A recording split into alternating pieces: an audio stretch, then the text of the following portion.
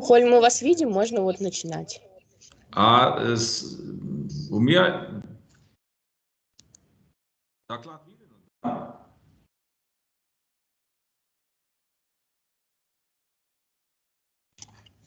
Какие-то проблемы? Доклад видно?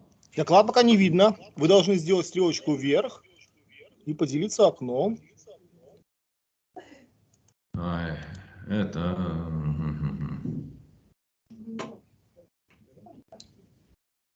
Сейчас есть Bildschirm, то есть экран здесь есть. Сейчас видно? Да, супер. Ну, прекрасно. Попробуем сейчас читать первые лекции, да? А студенты есть вообще? Да, ребята подключились, тоже слышат вас. Здравствуйте. Потому что я пока никого не вижу, но это не так страшно.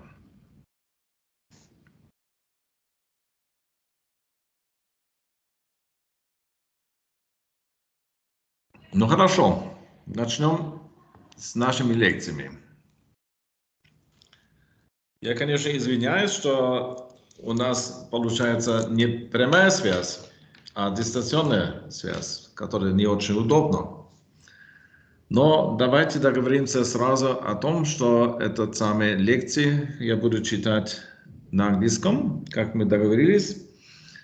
Это просто у меня вступительные замечания такие. И, во-вторых, прошу вас, если у вас есть вопросы, попробуйте сразу со мной в контакт вступить и перебейте меня и задавите ваши вопросы непосредственно. Okay, in this case, I will start now my lecture in English. Today we have two parts of the lecture. The first part is devoted to my self-introduction. I will show you a little bit about my personal life. Information you can find also in the internet and under Wikipedia. There is some information, or on my homepage in the Magdeburg University. My name is Holm Altenbach. You see here my family name below. First name is Holm. This is not a German name. It is a name coming from Scandinavia. More information concerning my first name, please contact my mother, because she decided that I will be Holm. At the moment, I'm working in the Magdeburg University. This is the Otto von Guericke University, named by the famous physicist Otto von Guericke. He was not only a scientist, but also a philosopher and also the mayor of the town Magdeburg. This was in the 17th century, and he was responsible for the reconstruction of the old town of Magdeburg when the 30 Years' War happened. Magdeburg was completely destroyed during this war, and so the historical part of Magdeburg is related to the ideas of Otto von Guericke. All other things which are known from Otto von Guericke, these are mostly the investigation of the vacuum. And the reason was very simple. In that time, the question arises, what is vacuum, and is there some actions from the vacuum? And he made a very famous experiment. Taking some horses from both sides of a sphere. The sphere was at first composed of two parts, then putting together, and after that taking off the air from the inner side of the spheres, you get more or less a vacuum or a situation which is close to the vacuum. And the question arises, it is possible to destroy this construction by the action of these horses. And he took very strong horses, 8 from both sides, and he demonstrates that it can be happen that the spheres are not opening because the power or the action from the side of the vacuum is so strong. Our university was organized in 1953, so it is a very young university. But on the other hand, it was related to the situation that in the east of Germany there was a need of engineer education, and so the government decided to organize in the 50s 5 engineering educational centers. That means 4 universities and 1 faculty. All these universities were related to the industry, and so Magdeburg, this was mechanical engineering, Ilmenau electrical engineering, Merseburg chemical engineering, and Chemnitz, which was in that time Karl-Marx-Stadt, textile industry. The last was only a faculty. This was established in one of the oldest university of Germany, the Rostock University, which has a history of more than 500 years. And finally, they organized at that time a shipbuilding faculty because Rostock is located on the Baltic Sea, and there was a need for shipbuilding engineers. Okay, let's come to my personal data. You see here, at first I was born in 1956, May the 8th, and at that time it was a very famous day for the Germans, but also up to now, because this is a day of elaboration of Germany after the Second World War. Your day is the so-called Day of Victory. This is May the 9th, and the reason was very simple. The time shift from Germany to Russia or to the Soviet Union at that time was 2 hours, and so it was in the late evening in Germany and early morning in Russia. You see here my parents, Martina and Johannes Altenbach. My father was also a professor in engineering mechanics, like me, and they're still alive.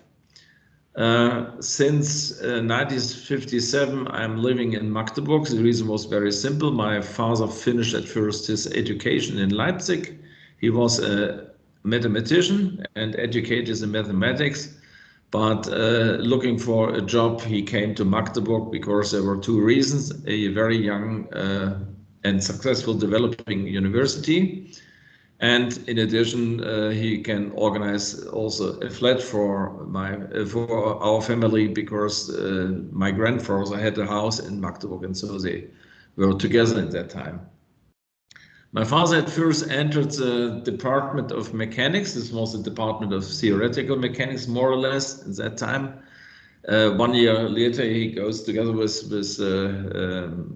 chair of with the head of the chair to the Department of Steel Constructions, and he worked always in between the field of mechanics and mathematics, so theory of elasticity and other problems he solved in that time. And in 1968 he was appointed as a professor in mechanics, engineering mechanics, and he holds a share from 1968 up to 1991. My school education was related more or less to Magdeburg. I started with the first class in 1962 in East Germany. In that time, there were 2 possibilities to get the certificate for entering the university, after the 12th class or after the 13th class. I finished the school after 12 years, but my last year I got the school education in Halle at the Martin Luther University.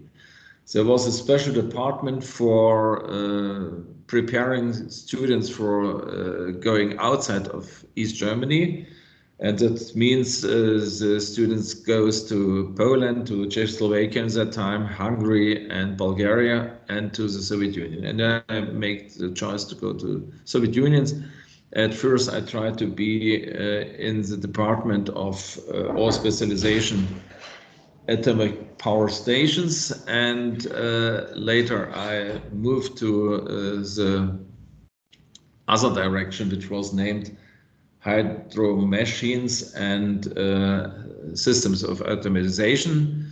And so in 1974 I started my qualification in the Leningrad Polytechnic University, or in that time it was the institute.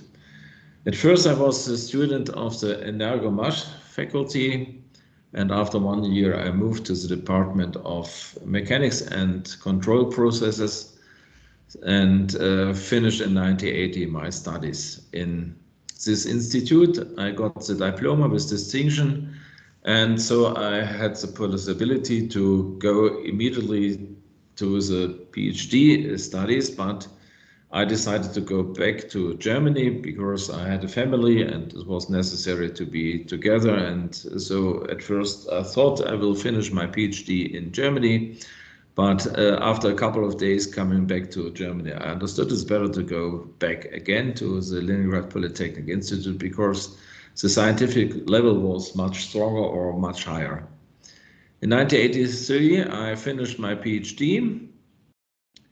In 1984, I got the Facultas Docentis. This is a special title in Germany, and that means that from that moment I could teach independently without any supervisor. So I could not only give seminars or exercises, but I had also the right to teach or to deliver lectures independently from any professor. In 1987, I got my Doctor of Science, again in the Leningrad Polytechnic Institute. So finally, I have no German degrees, only Soviet degrees. And from 1980 up to 1995, my life was related or close to the Magdeburg University. In that time, it was at first a so-called Higher Education Institute, after that renamed University of Technology, and from 1993 we are a full university in the classical sense. My career started as an assistant, non-permanent position at first, later a permanent position. From 1987 I was a senior science assistant, and from 1993 a privat docent. And from 1995, applied professor. And that means my career started at first in the Department of Engine Construction. From 1987, I moved to the Department of Material Science, and only leaving the Magdeburg University, I got finally a chair of mechanics. In Germany, this is a normal situation that you cannot get the professorship in your own university, and so it was necessary to go outside of my Magdeburg University. And in the beginning of the 90s, there was an interesting time. I got a lot of invitations to coming as a visiting researcher or professor to other universities for teaching purposes or for research purposes. Finally, I was a visiting scientist at the Ruhr University in Bochum at the Department of Civil Engineering. And this was important for me because it was my first grant, which I got from the Krupp Foundation. It was a special grant for East German scientists to go to West Germany and to study the university system in the West, because we got the same system later in the East. My first appointment as a professor I got in Switzerland, and this was the professorship of structural mechanics in Lausanne. And I made any decision and any talks before I was appointed, and finally I decided to go to Switzerland because there were no other chances to get a professorship in Germany at that time.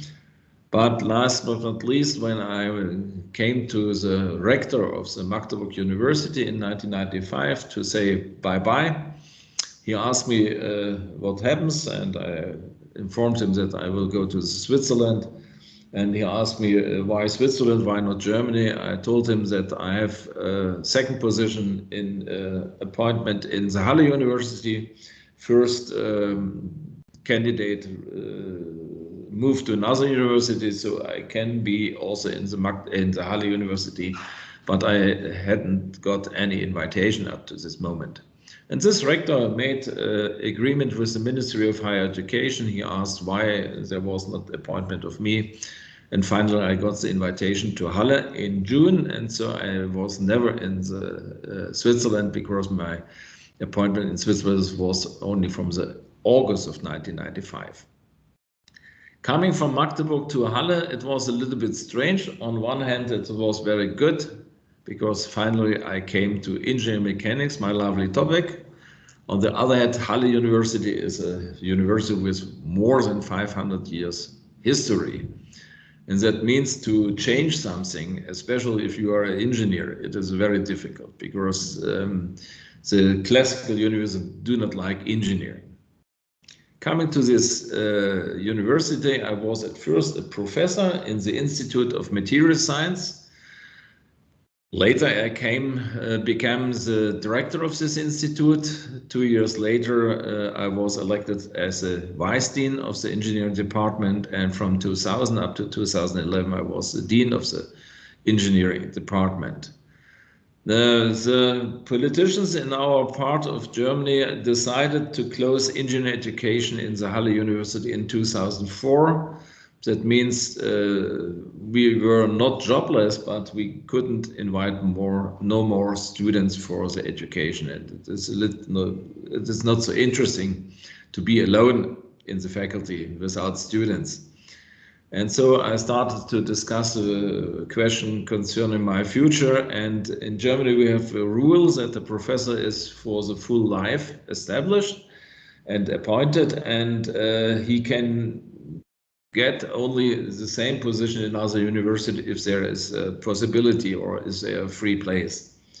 In my case, there was no free place, but there was another university in our region. This was the Magdeburg University, and so I moved back to the Magdeburg University, now to the Institute of Mechanics as a professor of engineering mechanics. After a couple of years, I became the acting director, and up to now I'm the acting director of this institute. Acting director is something like a Zavedische Kafede. That means institute, that means several professors. In our case, all professors are from mechanics. We are 3 full professors in the institute, and only one is a professor which is working in other institutions. That means a research institution, but he has also a professorship in our institute. We have a very good situation at the moment. We are in a lucky position from the point of view that our rector in Magdeburg is also a professor of mechanics. On the other hand, if somebody is a specialist in mechanics and he is elected as a rector, he cannot do nothing for the Institute of Mechanics. And so we are lucky that we have a good boss, but on the other hand, we are without any support or any help. My foreign career I started in 1974 when I was a student in Leningrad. My first travel to outside of Germany was in 1966, and in my family we have always a lot of foreigners as guests. And so I was very close and had a dream to go more and more outside from Germany. In the socialist time, it was not so easy because there were only 5 countries for me which were free. Later, from 1990, it was free to go to any direction, but you need money. And this is the main question if you make a visit to other universities or to attend a conference, that you need money always. My professional career to teach outside of Germany started in 1991. The German Academic Exchange Service organized always professorships. That means a course will be delivered from one professor in a time of 4 or 6 weeks. I used as usual the possibility of 6 weeks because in this 6 weeks you can deliver really a 1 semester course, 2 hours lectures and 2 hours exercises. And so my first visit was to Kharkiv In that time it was Soviet Union in 1991, but later becomes independent. And this old Polytechnic Institute has a close relation to Magdeburg University, because since 1966 there were a collaboration contract between Magdeburg and Kharkov. Both universities signed on the level of the rectors this contract, but on the other hand, the Department of Mechanics was from the very beginning one of the main elements of these relations. In 1993, I visited also the Bratislava Technical University. In 1995, I was invited by the Riga University of Technology. And after that, I stopped more or less because I became I was appointed as a professor, and I had a lot of duties in Germany, and I could not go for such a long period outside of Germany. Finally, I was in 2011, again, for 3 months outside of Germany. I was in Japan, in Nagoya.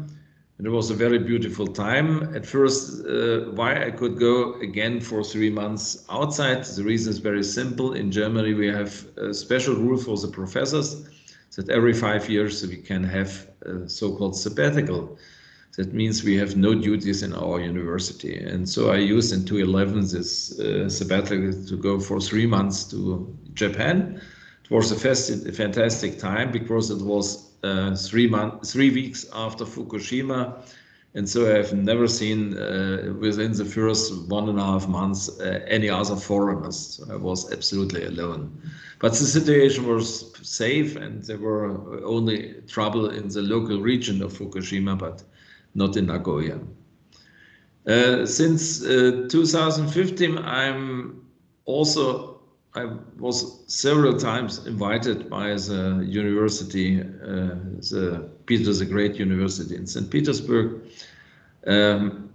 It was a very good time for me because after spending 13 years at the beginning of my scientific career, to come back as a professor to your alma mater, this is always great. We repeated this year again. It was planned at first to go not online to these lectures, but at the moment I think we have only one chance to deliver the lecture online.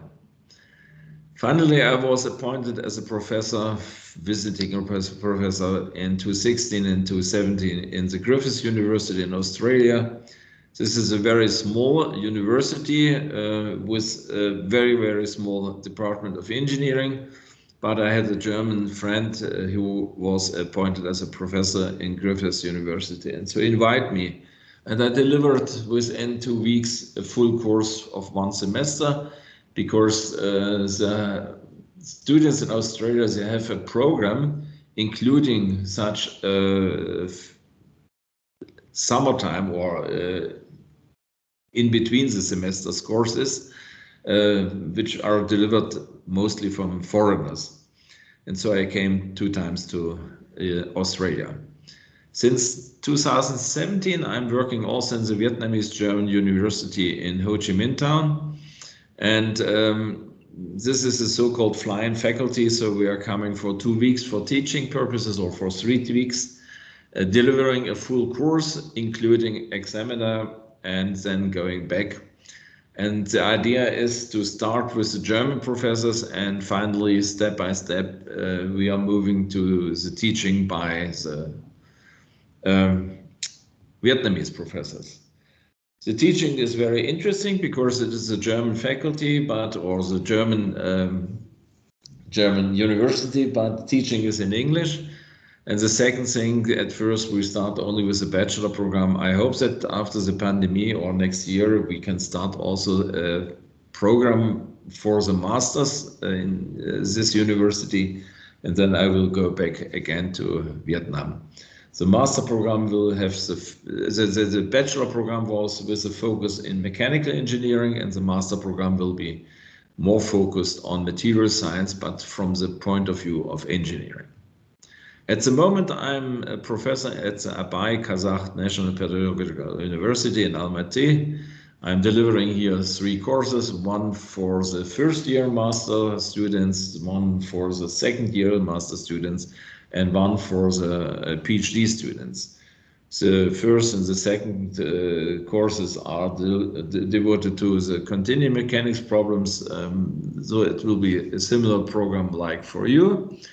But the third set of lectures is for the PhD students, and I told to the PhD students it is better not to have a course, but to have 4 times a meeting, and I will speak about some research projects in my department, and I will explain what was the idea of this research project, how we started, how we tried to get money for the project, etc., how we made publications, how we manage the project, because most of the projects are related to PhD thesis. And yesterday I delivered first time this, on Wednesday I delivered first time this course, and this was quite interesting because I informed the students that we have a project on photovoltaic. We got never any money for this project, but we got a lot of PhD students. At the moment, we have finished 7 PhD theses successfully. And this is also one thing which is also very interesting. Okay, my family, this is my wife. She was born in, or she's born in Pinsk in Belarus. That means now it is Belarus independently, and at that time it was one part of the Soviet Union. She's also educated as an engineer, a mechanical engineer, and she finished the Leningrad Polytechnic Institute in 1980 in the direction of hydro machines and automatic systems. So she replaced me in my department where I started to study in the Soviet Union. Since 1984, she is not more in the academic life. That means she moved from the Department of Mechanical Engineering in Magdeburg to the library in the Magdeburg University. And she was responsible, or a so-called subject specialist, for mechanical, civil, chemical, and electrical engineering in the library of this Magdeburg University. And she is very lucky because since October the 1st, she is absolutely free. Retirement starts, and this is a nice life. I have 2 kids. On the left-hand side, you see my daughter. She was born in 1977, and she is born in Leningrad. Her husband on the right-hand side, and some years ago, they built a new house, and you see here during the construction process. This is my son, born in 82, and he was born in Magdeburg, and he likes also traveling like me, and he is together with his wife Katharina at the Empire State Building in New York. I have 3 granddaughters, and you see here Sarah on the right-hand side for me, and Anna on the left, and Maria in the middle. So very beautiful girls, but this is at Halloween, and so she have a special closure.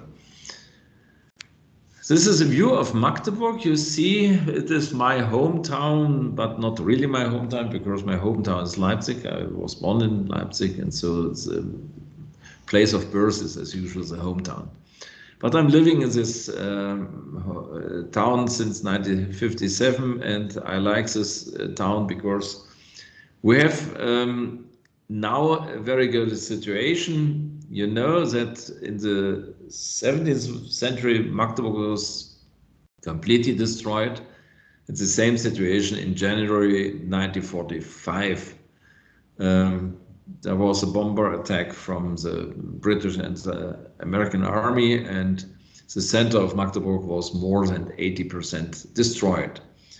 This is a tragedy because a lot of victims, but it's also a tragedy for the city because up to that moment it was a very beautiful center.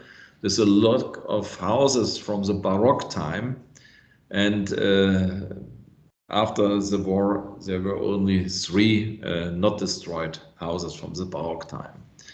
What was surprising that our cathedral, you see here the cathedral in the back, was not destroyed, and it is a little bit strange, but this is reality. The cathedral is from the 13th century, but the original place was of this cathedral approximately 20 meters from the actual place. There was an old cathedral made from wood, and one fire destroyed this cathedral, this first cathedral. This is a Lutheran cathedral because mostly the people in our region are Lutherans. And on the other hand, you see here some or a few of old houses which are now made in a very fine manner, because after the socialist times they looks very gray and partly were destroyed, and so we have now restored some of these houses. You see here an example, or you see also here another example. And in between, where there was nothing after the war, there are now new houses, and they try to make the architecture a little bit similar. Okay, my staff at the moment, you see here in my department, or my chair. We are at the moment certain people, or 12, I have not counted yesterday, but you see here, one is a professor. That means he has a Doctor of Science degree. He came originally from Ukraine to me, and we are working together since 1993. And you see APL, this means he has only the title of the professor. He is not on the position of a professor. In addition, I have at the moment 3 candidates of engineering sciences. This means Markus Asmus, Johanna Eisenträger. She is at the moment, truly speaking, in Australia, but coming back next summer. Wolfgang Lenz, he is in the same age like me, and Katharina Knabe, she is the youngest in our department at the moment from the staff positions. Since we have not enough money from the budget, so we need third-party funded positions, and at the moment you see here the list of the third-party positions founded. Lydia Nazarenko, she is also original from Ukraine, but she is working more than 6 years in Magdeburg, and she get money from the Deutsche Forschungsgemeinschaft, that means the German Research Foundation. Such a money it is very difficult to get this type of money, because you need a research project, and at the moment if we have 5 projects, 4 are rejected, truly speaking. So it is very hard to get the money. On the other hand, you have for 3 years good financial support. So that means full position paid for 3 years, and some extra money for traveling and also for other things. Vladimir Vov, also from Ukraine original, he was for a long time in the Department of Technology. Now he moved to my department. He is retired, or he will be retired at the end of the year, and he makes projects from the industry. So this is not deep scientific research, no so much publications, but he makes real money, and it was good for him and for other people to have this money. Maximilian Runge is one of our young PhD students at the moment. He is working in the field of modeling particles in the fluid. This problem is coming from industrial needs, because we have so-called reinforced composites, and in our case this is a composite made from plastic material, and inside are some particles for reinforcement purposes. Similar situation we have also in 3D printing, and we try to understand what is the motion of this fluid, and finally what happens if we have the final product after cooling down the flow. Matthias Wörkner is working on an interesting problem of peridynamics. This is a new direction in mechanics, so that means we are looking not only from the actions to the actions in the closed field region to the material point, but also we try to include far field information. So this is difficult from the point of view of mechanics and also mathematics, and he tried to find good algorithms for making calculations. The idea beyond that, because this is also money from a grant, the idea beyond that is to explain why we get such or another pattern of cracks after a contact of a glass, of a flat glass with a stone or something else. You see always these patterns. You have some point in the mid, and then it's like a spider net. But to predict these things by the classical theory is not possible. And so one of the ideas is to use peridynamics, including the far field effects. Mr. Cardoni is from Iran, and he will start next month his PhD. And he will work, I think, in the theory of multilayer plates and shells.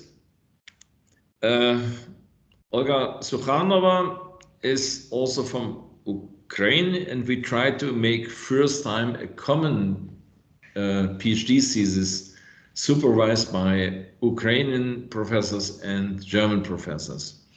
Her topic is close to problems of acoustics and distributions of the waves in the body, and she starts last year, but then the activity stops with respect to the pandemic because the idea was common supervising, and that means a half year in Germany or 9 months in Ukraine and 3 months in Germany, but 2 years we couldn't realize any trip, and so she's first time at the moment in the department. And Dr. Martin Weber, he is my last successful defended PhD student from my department, and at the moment he has also a grant from the German Science Foundation. So you see, you have to think always about money, not only about the science, otherwise these people will be very hungry.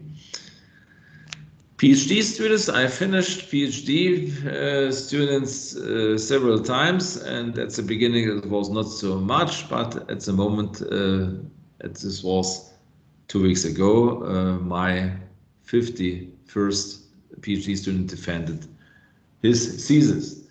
This is a special situation because you have never so many positions in your department, and so I had a lot of contacts to other organizations, research institutes or universities without the right to perform PhD defenses. And this result is very interesting. So I have 30 people outside of my group and 21 only inside in my group, which have defended the thesis. 3 of these PhD students are at the moment professors, but in the University of Applied Science. We have 2 types of university and University of Applied Science. In the past, there was a strong difference. Education in our university 5 years and in the University of Applied Science 4 years only. Now everybody can make a bachelor program and a master program. And so the differences are smaller and smaller. So there is also the future. That means that we have another 15 theses under preparation or submitted. But truly speaking, we have a small delay at the moment because especially the people working in the labs couldn't work during the last 2 years. We have special rules for the security in the labs. And there must be always 2 people in the lab. But if the room for the lab is very small, then you cannot have distant contacts in the room. And so it was not allowed in many labs to work for more than 1.5 years. Doctor of Science thesis I supervised or recommended to the faculty in 2 cases. One is Dr. Naumenko, my title professor, and the other was a man from the industry. And at the moment, there are another 4 theses under preparation. Amongst the PhD review reports, I have made at all 47 reports as a second reviewer, and 15 were for people from abroad. That means the realization of the performance of the thesis defense was outside of Germany. So among my other people, there are a lot of foreigners, but that means foreigners defending the thesis in Germany. And Doctor of Science thesis I was reviewing 11 times. I am working as an editor of books and of journals, and I'm at the moment the managing editor and since 2005 editor-in-chief of the Journal of Applied Mathematics and Mechanics. This is the oldest journal in mechanics in Germany. I'm also advisory editor of Continuum Mechanics and Thermodynamics, journal issued by Springer publisher. And since 2016, I'm also the associate editor of Mechanics of Composite Mechanics, Composite Materials must be here written, in Riga, Latvia. There's the English one-to-one translation, and that means this is covered by Springer publisher. I'm a member of a lot of journals as a board member. I have not fixed here all of these journals, and this is only some of them. I'm publishing also books or editing, writing books, and there are collections of papers, or there are monographs, or there are textbooks. So examples of collections of books are listed here. The first was the so-called Euromech colloquium. This is one of the leading organizations in mechanics, Euromech, for the European people. And in 2004, we organized such a meeting in Bremen. And next is the list of contributions which I have edited in the International Center of Mechanics in Udine, Italy. You see here this interesting story, because we started in 1999. This was my first meeting there as a lecturer. As usual, one meeting, that means 1 week, approximately 50 students and 6 professors delivering lectures. And you see here the list of my presentation. I was 6 times the leading editor. I contributed to another meeting 1 time. I was a participant of these courses 1 time. And I prepared 1 online meeting this year. And finally, next year, I have to have, again, a direct course. And this will be my 10th time to be in Udine, in Italy, where this center is located. Here you see some books which I have edited. I'm organizing together with Andreas Oechsner the Springer series Advanced Structured Materials. You see some of these books which are organized personally by me. And you see here, always there are also Russians here in between the authors. And I hope you know somebody from this list of people, for example, academician Morozov from the St. Petersburg State University, and Anton Krivtsov, who is a corresponding member of the Academy of Science, and he contributed also something to this conference proceedings. Last but not least, some German textbooks, because at first I started to write textbooks only in Germany, in German language. The reason is very simple. We have enough students, and so there is a need for German textbooks, not only for English. And you see, I have written a textbook about plates, and the second textbook is about basics of engineering mechanics, and the last is my textbook in continuum mechanics. The ideas were born to write this textbook. The first one, it was our own idea, and we have seen there is an empty space in the literature worldwide. And second is a typical case so that there is a need of basic textbooks in engineering mechanics. And there was an old textbook by three authors, Holzmann, Meyer, and Schumpich. And the reason for taking off this textbook was that they were very old, and so from the 8th edition I was the editor of this textbook, and now I'm the only one editor of this textbook, and I'm preparing every 2 years a new issue, and the things are going well up to now.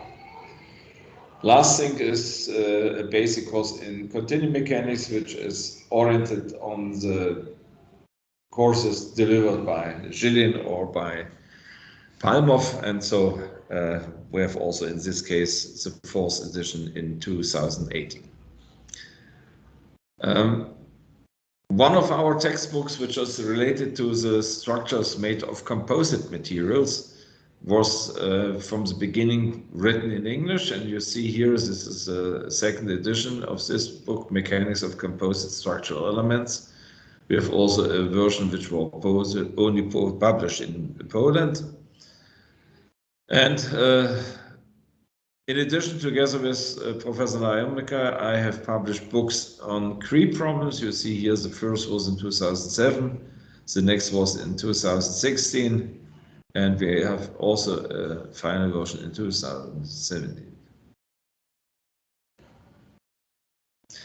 Okay, what happens again? If we are looking here, then we have a new tendency.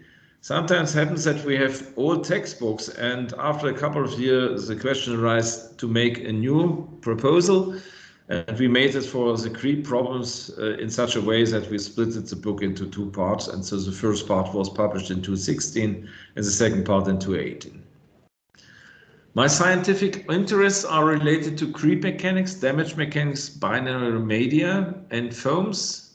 And I like also to look to problems of structural mechanics. That means beams, plates, shells, cylinder structures, laminates and sandwiches, functional graded materials, nanostructures.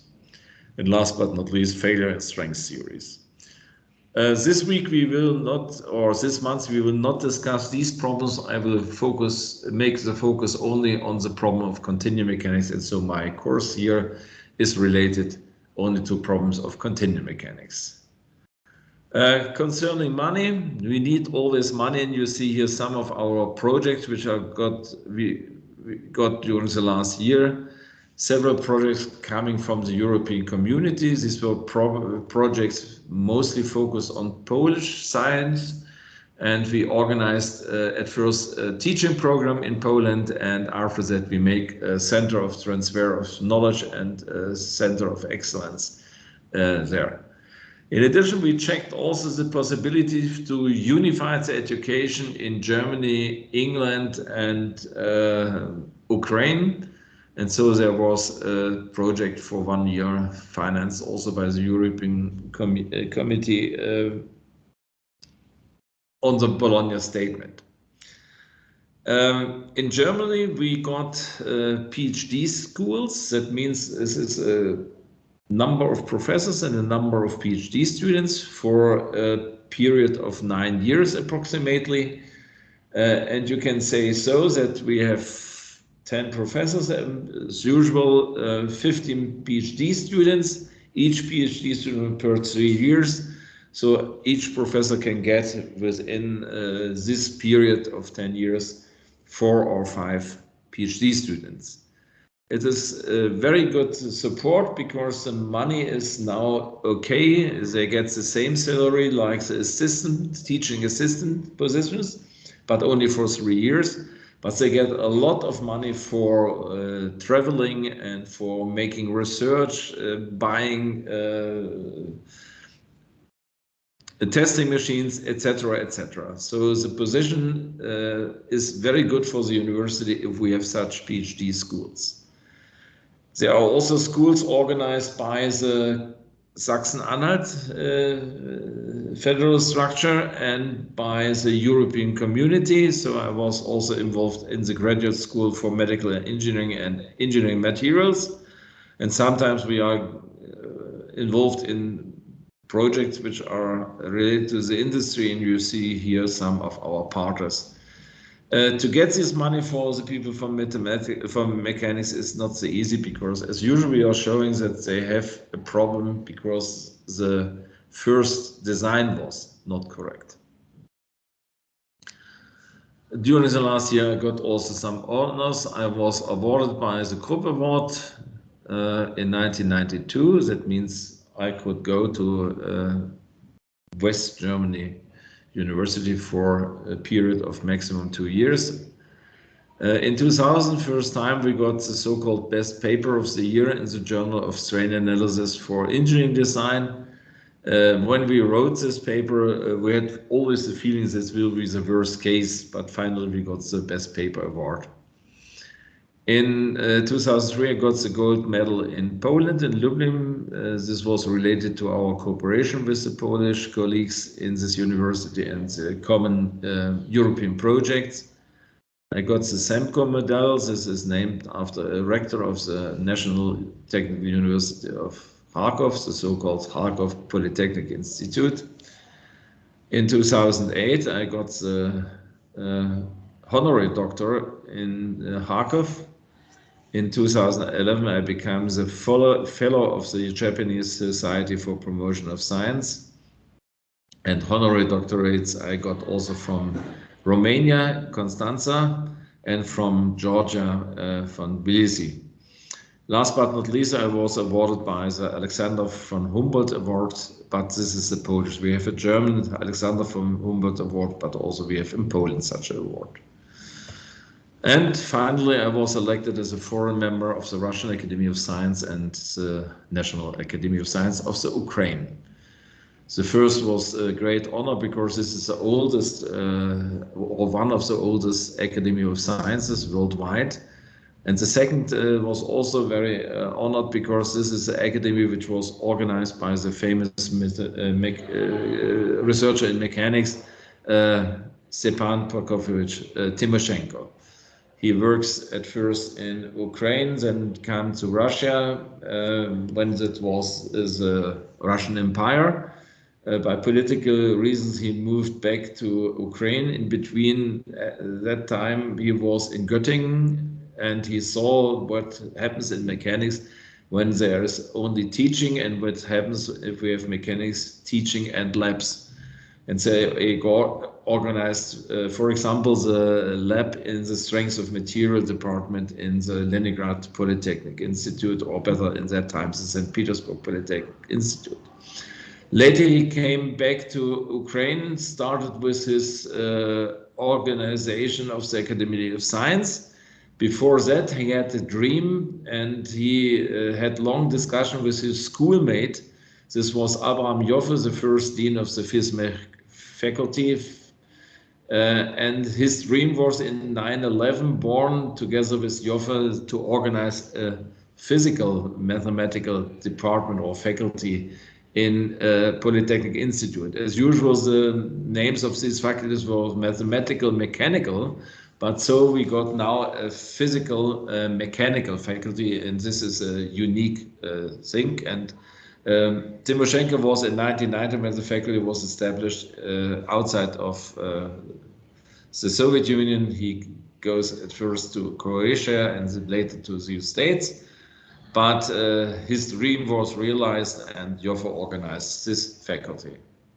I think we have to stop here. Here are my personal data. Finally, you can find more information on these sites. And here's my electronic mail address. And I think you can contact me as you like it, because this is open for everybody. So thank you for this first part. I will make now a break. How many minutes we will make the break?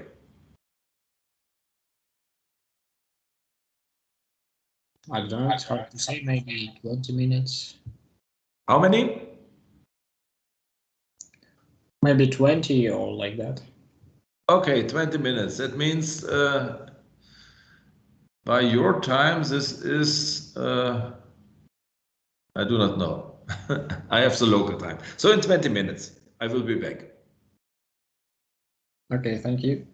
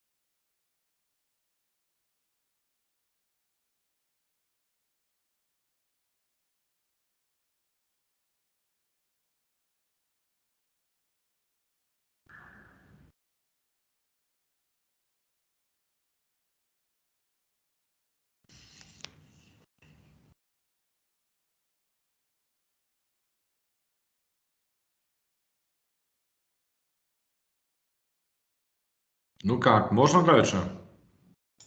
Да, мы готовы. Готовы? Хорошо. А слайд видно? Нет.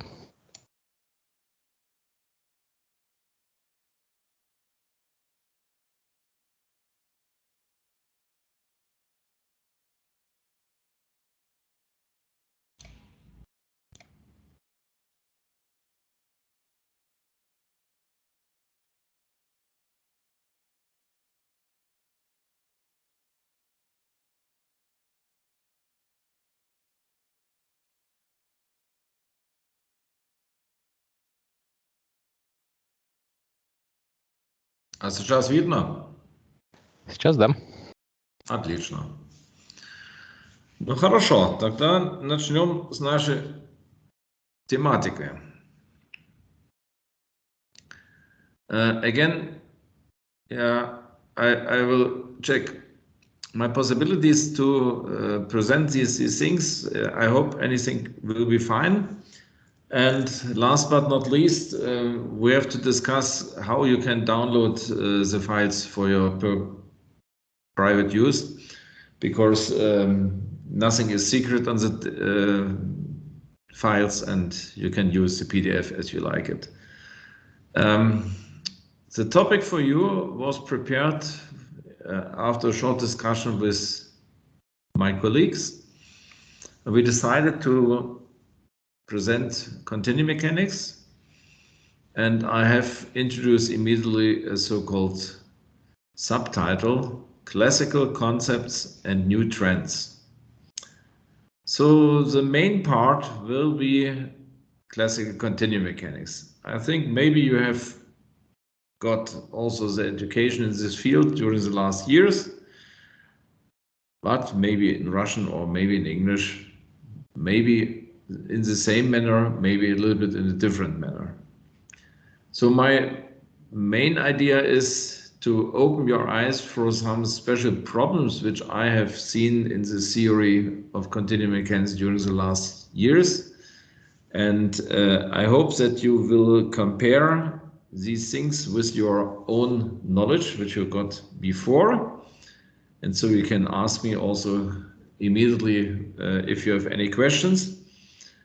On the other hand, I will show you a whole concept and how we can use this concept in new applications. So the final part will these new trends, that means new applications, things which were developed during the last 20, 25 years maybe.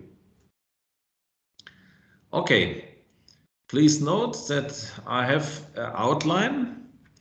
And at the moment, the outline is very short because I have not finalized the details of the lectures. This will be done during the next days. So next Friday, there will be more on this outline slides, and we will see what we will get. At the very beginning, I will give you a very short, brief introduction. So we start with some remarks. After that, I will give you an insight into the history of mechanics. It is clear that nobody can present the history of mechanics.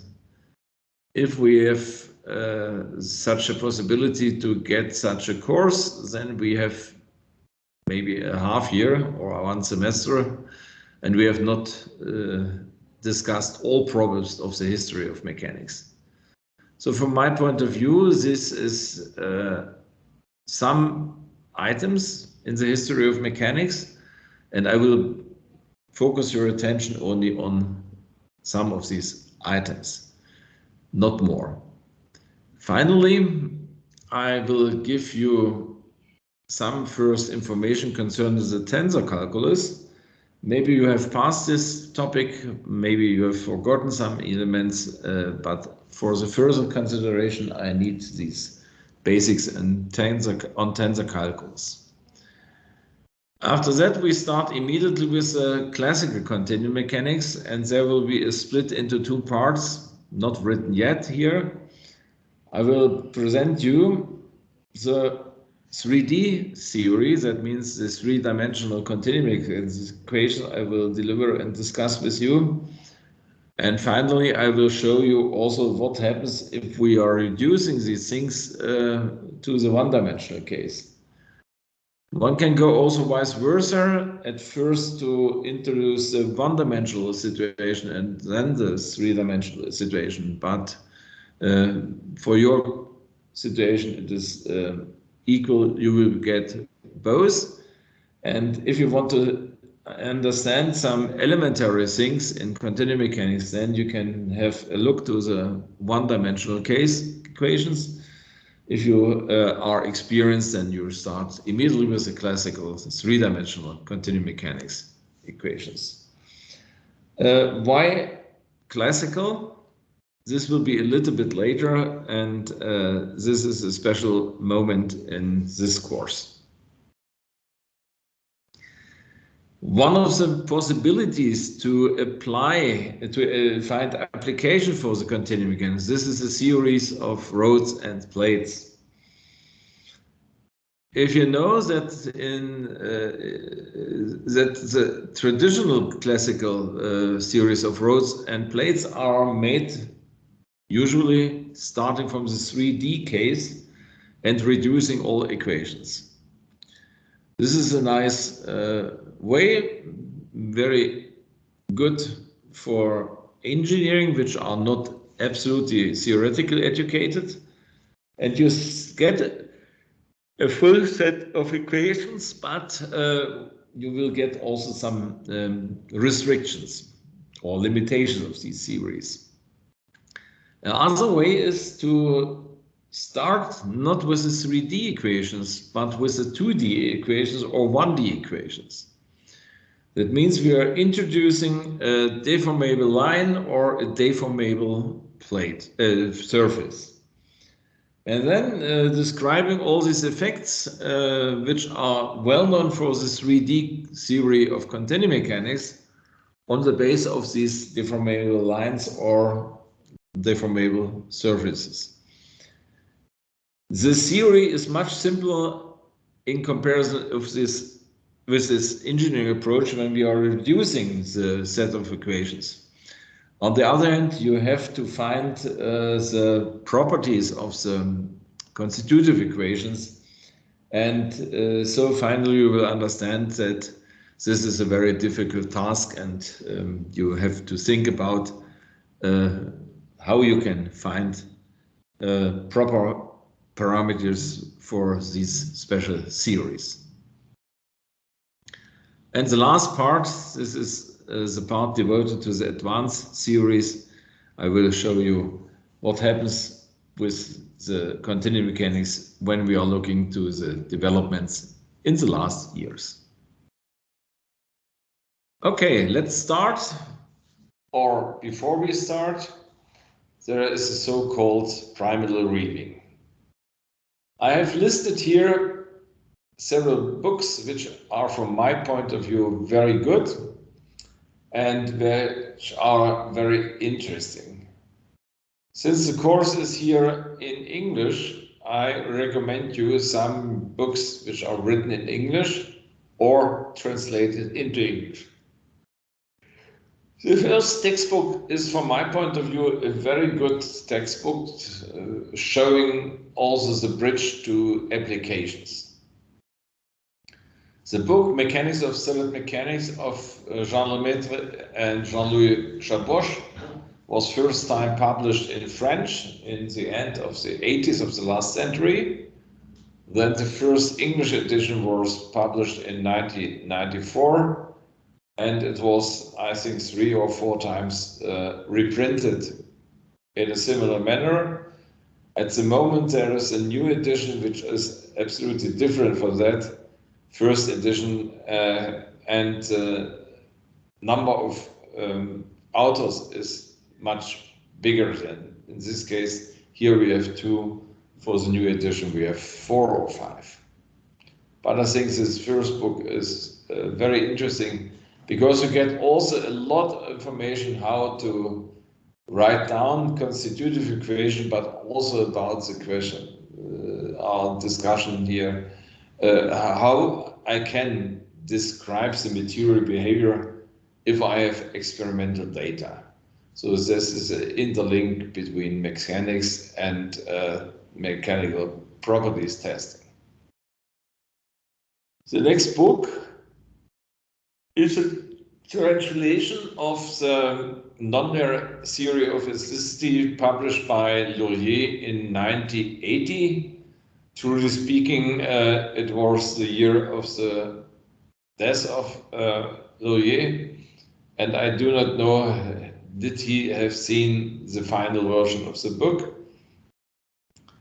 Anyway, this was a further development of his first textbook, which was the theory of elasticity, written or published first time in Russian in 1970. The first book was translated by his son, Konstantin Laurier, but the publisher has not managed very well the printing procedure, so it looks not so beautiful. The second book was translated by Alexander Belyaev, and I think this is not only interesting from the point of view of translation, but also from the point of view that the printing quality is better than in the first case. That means different publishers spend different money to this problem.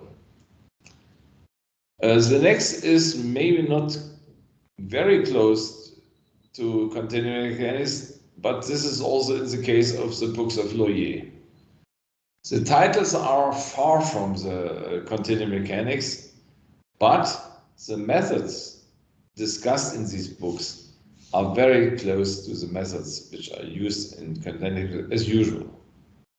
I do not know, are there serious problems with these books, but I think everybody who is interested in continuum mechanics can take these books and he can get at first a basic knowledge in continuum mechanics and also explanation why the first is not accepted.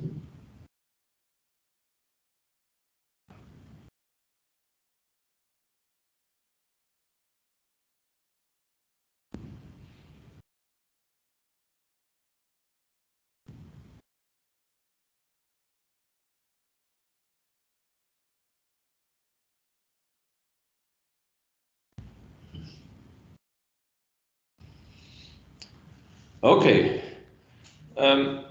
if we are looking to these books, then we have another story. We have also to have a look to the books which were published in Germany or published in US.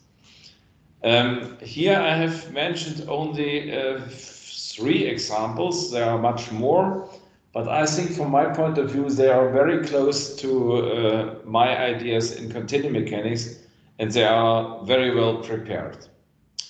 The first book is written by Peter Haupt. He was a professor in mechanics at the Kassel University and now retired. And he made a book on continuum mechanics and on the theory of materials. That means he wrote down the basic equation of continuum mechanics, but also he formulated the basic ideas for constitutive equations. This is one of the best books, and there is a very nice split of the material models, which is related to the 4 types of models. He introduced the so-called time-independent models, and as a basic models, he introduced elastic behavior and plastic behavior. If we are looking to the time-dependent material behavior, then he introduced 2 other models, so-called viscoelastic and viscoplastic models. It is interesting to see what he had done and what had done his collaborators. Most of them were PhD students or collaborators. And last but not least, we had the situation that in this book we find a lot of application examples, and also if you're looking to the publications cited in this book. I like also the book of Rubin, Lai, and Krempel. Erhard Krempel was a German, moved to US, and being later a professor in mechanics in the US. And their introduction to continuum mechanics is very nice because you see two basic elements. You see the tensorial description, but also a vector matrix description. So you can compare the advantages and disadvantages of both approaches. And last but not least, since the tensor analysis is one of the basics of mechanics, I will recommend you the book of Lebedev, Cloud, and Yeremeyev. Lebedev is now a professor in mathematics in Bogota. Yeremeyev was at first in Rostov, defended his Doctor of Science thesis in St. Petersburg, and finally he moved to Poland, then to Germany, then again to Poland to be a professor in Poland, and last but not least, now he's a professor in Italy. And Cloud is a mathematician from US. Their tensor analysis is very close to these things which I will present, and so I recommend you this book for the tensor analysis teaching and learning. Let's come to two Russian books, that means in Russian language, and I recommend you the book of Palmov. Vladimir Palmov was born in 1934, 34, and died in 2018. His scientific supervisor was Loyer. He was a doctor of physics and mathematics in 1972.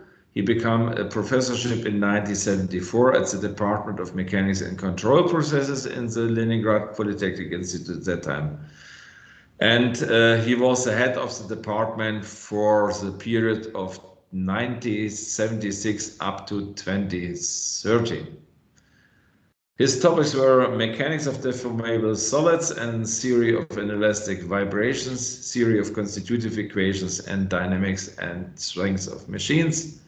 He supervised more than 40 PhD students. Among them, I was his PhD student, and I defended my thesis in 1983. And his famous book is shown here. It is published in 2014. It is very pretty that this book is up to now only in Russian, because I think it will be also interesting for the people outside of Russia. The idea of this book were 4 small booklets at first about different problems in mechanics, starting with tensor calculus, and the other aspects were also discussed here. And during his last years of his life, Palmov combined this to one monograph, which is shown here. So if you can check this book, and maybe there's an electronic version, then please use it for your studies, because this is quite interesting and very helpful, not only for experienced people, but also for non-experienced people. And the second book which I can recommend is also coming from a professor of the Polytechnic Institute of St. Petersburg. It is Pavel Andreevich Zhilin. He is a former he was head of the Department of Theoretical Mechanics from 1989 up to 2005. And his main topic was direct approach in the theory of beamful shells. If you want to see more about things coming from Pavel Zhilin, you can use his homepage.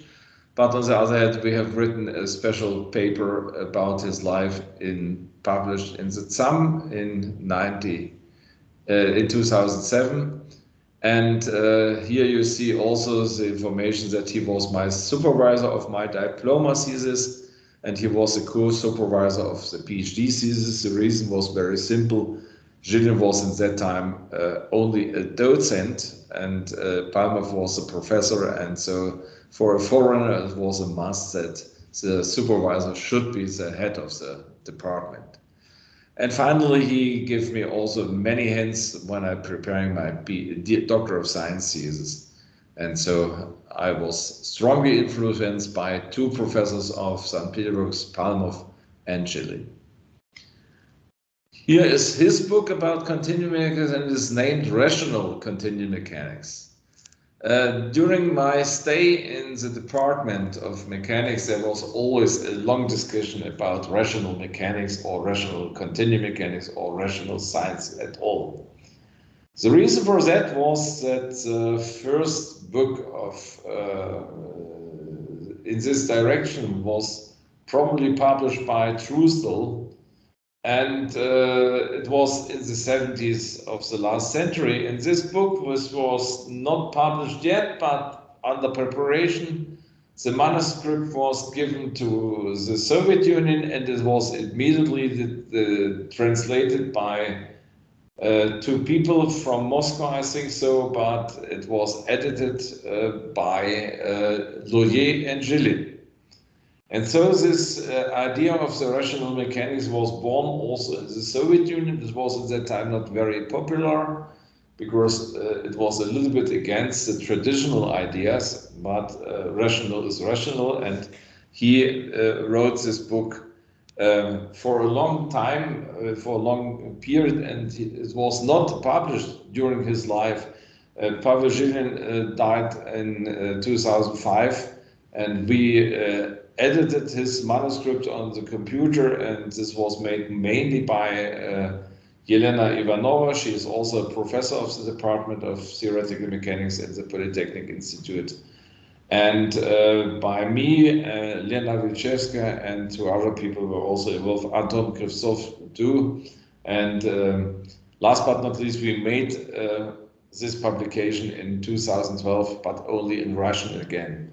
And I had a dream that we can translate for the further understanding outside of Russia, that we can translate into English.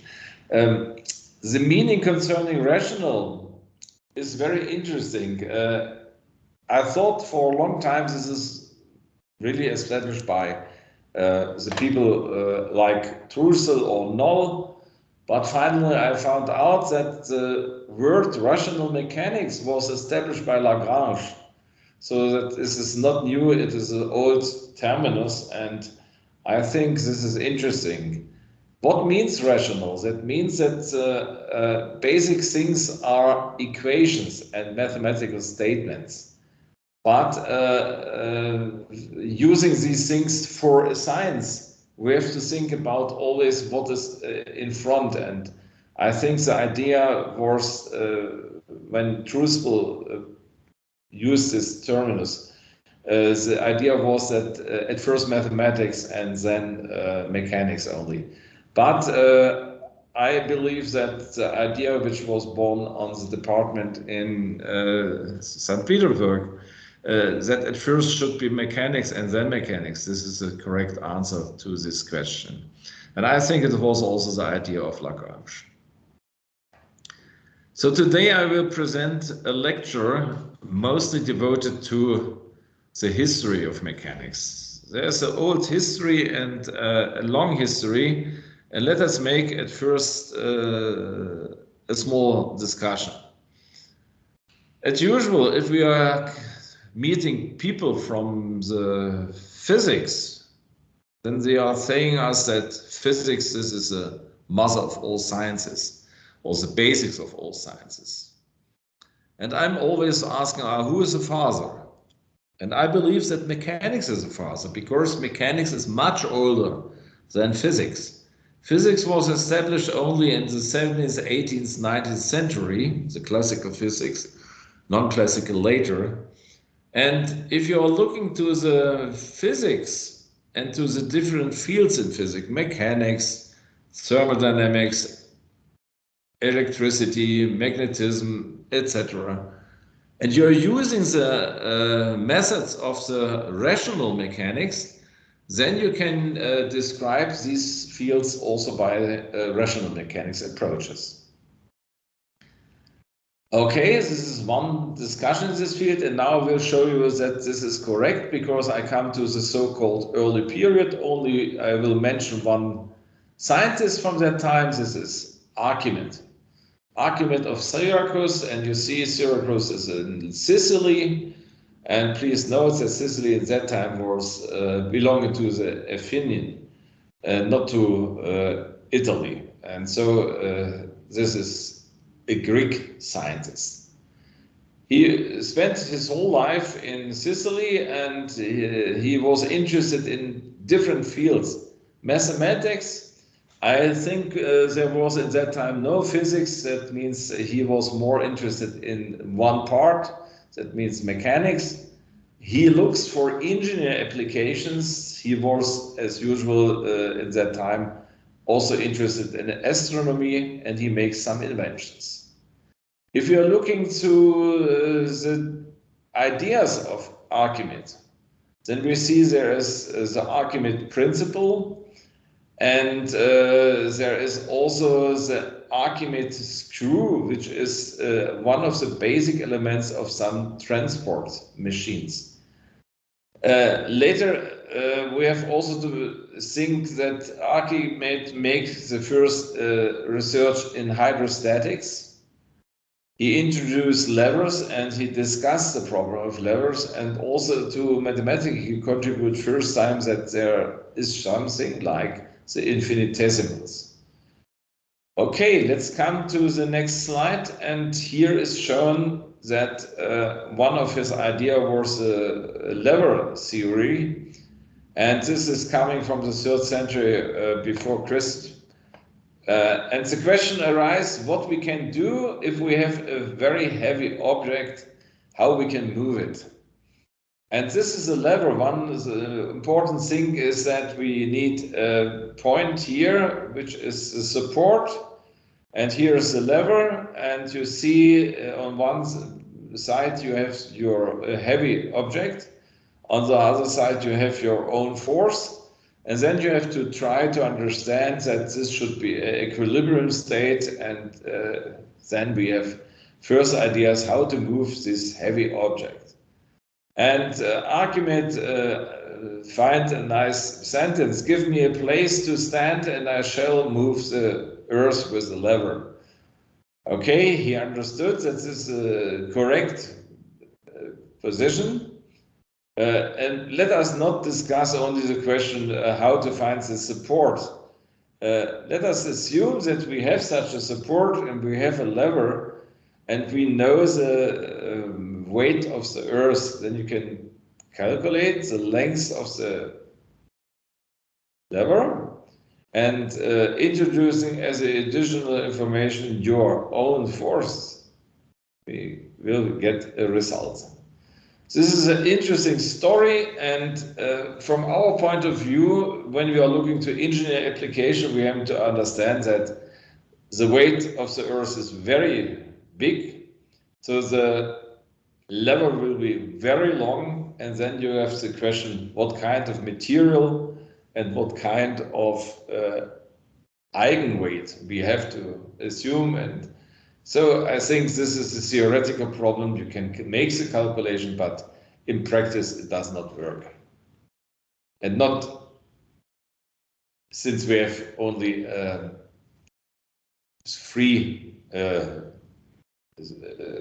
Earth, and we have never such a support like shown here. But for the practice, this investigation was very important because you know that for the people in Egypt, moving, for example, elements of the pyramids, we need such levers. Okay, what is interesting that we have from that time the first understanding what can be a model, a moment, or a torque. From Archimedes, it was clear that must be force multiplied by d. And understand these things up to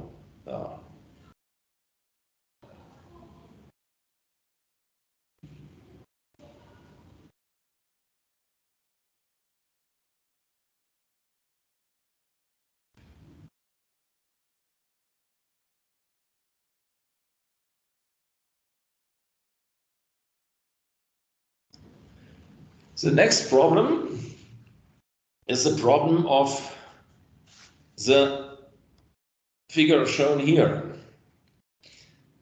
This is a geometrical figure, and you know the level of mathematics in that time was not so like today.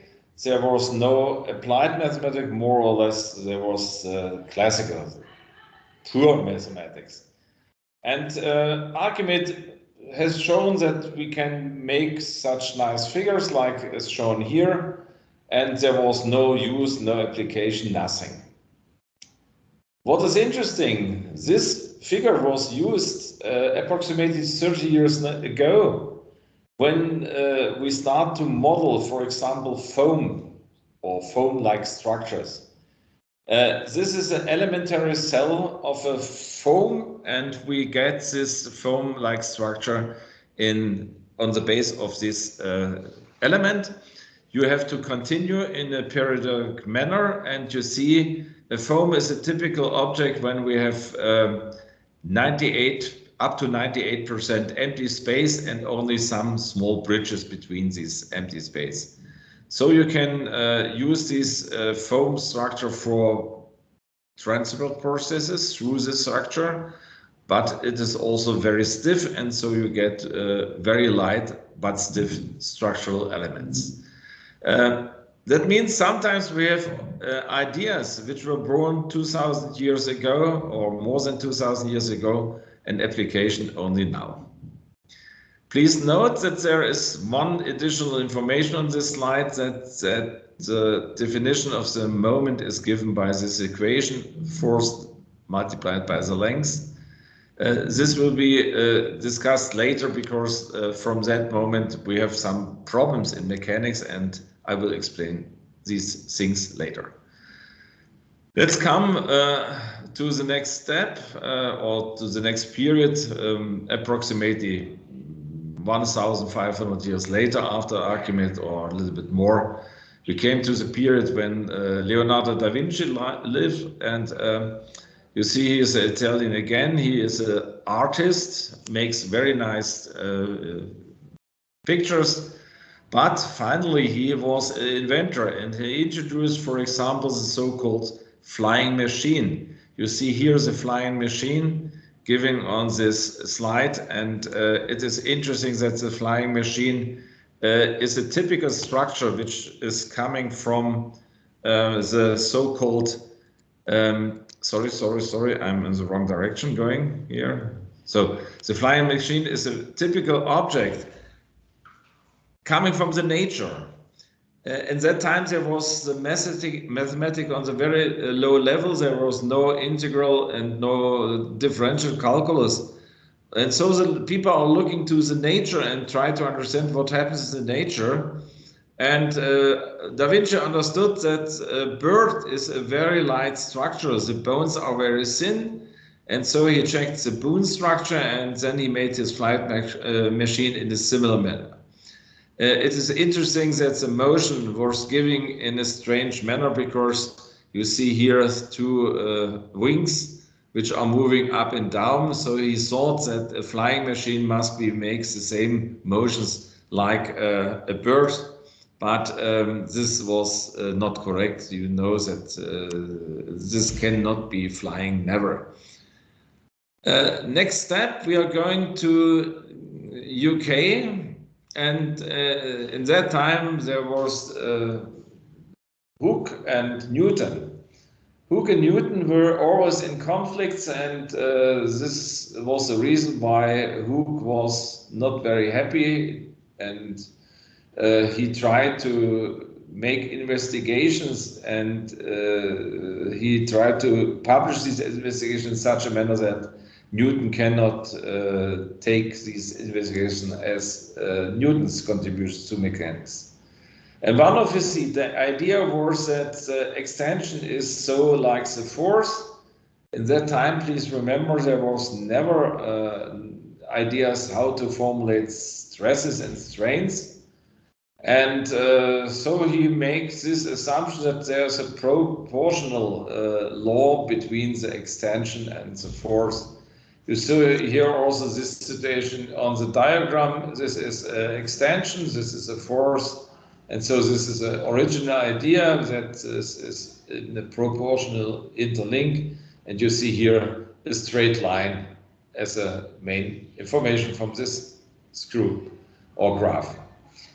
Who published this thing very early in 1676 as an anagram. An anagram is a combination of all words, letters, in the alphabetical order. So if you look to the Latin sentence here, you see here the Latin sentence, ut tensio sic vis, combining the letters in the alphabetic order, you get the anagram, which is in the first line. In that times, 2 years was necessary to explain what Hooke mentioned, and only in 1678 it was published in Latin in the correct manner. What is interesting, the language of the science was also in that time unique, but it was not English, it was Latin. A last remark concerning this slide. You have here a portrait of Hooke, but this is not correct. You find in the Wikipedia this portrait, you find in other books this portrait, but it seems that Hooke never allowed to show his face on portraits or on pictures, and so this was another guy which was maybe similar to Hooke, but maybe not. Let's come to the new interpretation of the Hooke's law. It is again the relation in a linear manner between two properties, but now we are saying that it's better to use the stresses instead of the force and the strains instead of the elongations. Okay. What is interesting, if we are looking to Hooke's contributions, then we see immediately that there are relations also to practice, because we have a so-called rheological model immediately established, and the rheological model in this case is a spring. What is interesting, if you are looking to the spring law, this is also a direct proportional law for the force related to the displacement. And there is a parameter K. The sign is because the force is opposite to the motion. And if you are looking to the modern form of the Hooke's law, it's very similar. Our Young's modulus in this case is minus K. Minus we forget for a moment, but K and E are different. E is a pure material property. So by the Young's modulus, we are expressing a property of the elastic behavior of a material. If we are looking to K, this is interesting, but we have to mention that K is depending not only on the material properties, but also on the size of the spring and on the other effects. Size, that means not only the length, this means not only the thickness, but also the shape of the springs and so on and so on. So this K is a complex parameter, not only related to the material properties. But truly speaking, this is a rheological model and an analogy between the elastic behavior and the behavior of a spring. Coming now to Bernoulli, again a mathematician, and a mathematician educated in Switzerland. If you're looking to the family of Bernoulli, there were a lot of famous mathematicians, and so you have to decide always who was who. And maybe I wrote here correctly Jacob Bernoulli. This is not the main question. We are looking for a Bernoulli who contributes something to the theory of beams. The theory of beams in the original form, in the simplest case, was developed by Bernoulli and Euler. and they wrote down the mathematical expressions. They found out that there is finally a differential equation. They introduced a linearization because they had no computers in that time, and so they tried to find solutions. And this was easier for the linearized case.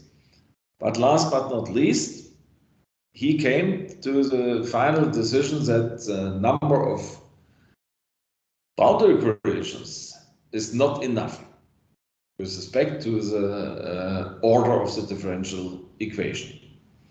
And so Bernoulli introduced first time the momentum or the moment at first as an independent property, and he introduced the boundary condition for the moment, and so finally he got the full set of equations. It is interesting that the moment is not only related to the question that there is force and the length, but this is an independent momentum too. And so we have first time the postulate of the angular momentum. Let's come to Newton. Newton was in that time the biggest or the greatest scientist, which has a lot of influence to different parts of mathematics and mechanics. And he was finally the president of the Royal Society, and this is a fact. In that time, if you want to publish a paper or something, a book or something else, so you need the permission of the king or of the queen of England or the president of the Royal Society. And so Newton got a lot of letters with some papers, suggestions, and he checked the papers, and part of them he makes immediately to rubbish, and nobody knows what happens with these papers. And other papers he take and he tried to understand. He found out that this is a nice idea, but it is better if not the name of the author is on this paper, but it's better to have the name of Newton on this paper. And so he not rewrote the papers, but he published under his own name. Concerning mechanics, it was not a problem because he had some independent results. But concerning the integral calculus, for example, it was a horrible story because at the same time when Newton lives, also Leibniz in Germany had done something in mathematics. Both introduced the so-called integral calculus, and there was a long discussion. It was original from Newton or original from Leibniz. And finally, there was a group of scientists organized by Newton, and they should check who contributes what to the integral calculus. Leibniz was happy because finally he was very hopeful that he will get the rights concerning the integral calculus, but he had not seen that in the committee there were only friends of Newton. And so finally Newton got the rights that he introduced the integral calculus. This was a big success for Newton. Leibniz died as a poor man because he spent a lot of money on this judgment. And last but not least, after 100 years, the UK or the English mathematicians were again on the level of the other scientists. And if we are looking to the integral calculus now, anything is from Leibniz. The only one thing from Newton is the sign of the integral. So this is a true story from that time. Looking to the axioms of Newton, these are his famous basic laws, then we see immediately that there are 4 in the basics, and this is the basic of mechanics. Statics, if we have on the right hand side 0, kinetics, That means we have a force. On the left-hand side, we have the mass and we have the velocity. So this is the famous Newton's axioms or contributions to the mechanics at the very beginning, and you see immediately that you can integrate the first equation and you will get a constant vector. In the second case, you have anyway a motion. Okay, this discussion was for a long time that this is a Newtonian mechanics, and a lot of people attacking us up to now that we are dealing only with the Newtonian mechanics. But this is not correct, because we have the mechanics in the non-Newtonian sense also. Because since Bernoulli and Euler introduced an independent moment, we have also this independent rotations and translations. And so finally we have at the present level, another level in mechanics than what was given by Newton. The ideas of Newton were absolutely correct if we remember that if we have a material point, then this can be described by the Newtonian mechanics, the behavior of this material point. Because a material point like a sphere is not sensitive concerning rotations. Okay, next contribution of Newton was the third axiom. This is axio equal to reaxio. And last thing is the superposition principle, or the rule of addition of two vectors. Newton published his paper in the so-called Latin language, because this was the language of the science at that time. And if you are looking to the formulation in the actual versions, then we see that the first Newton's law is the law of inertia. We are connecting really the motion with the reasons for the motion, and we get the experience that there is some kind of inertia in the system. So we can discuss the problems of Newton's in the actual or new language, or we can use also the old formulation of this law. The second law is the law of motion. Now we have the fundamental law of Newton, and we see that if the mass is constant, then we can take the mass in front of the first part, and so we get the explanation that F is equal to the mass multiplied by acceleration. If we have non-constant mass, then we have to think about how we can solve this problem in an approximate sense. The third law or third axiom is the law of reciprocal action.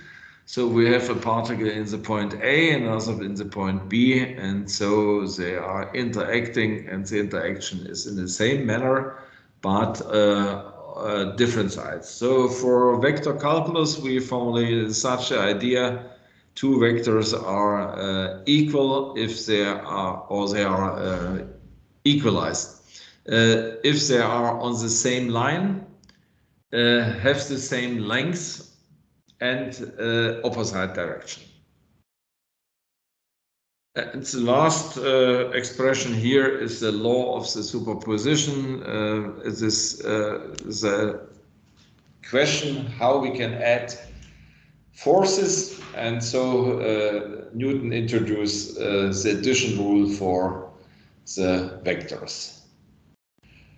If we are looking to Newton's theory, then we see immediately that this is valid always for point bodies. And if you're looking to good textbooks in physics, to the part of mechanics, then you see that if the author is very clever, then he makes in the part of mechanics only problems for the point bodies. If you have a real body, which is never related to a point-wise body, then you have to take into account that sorry for that,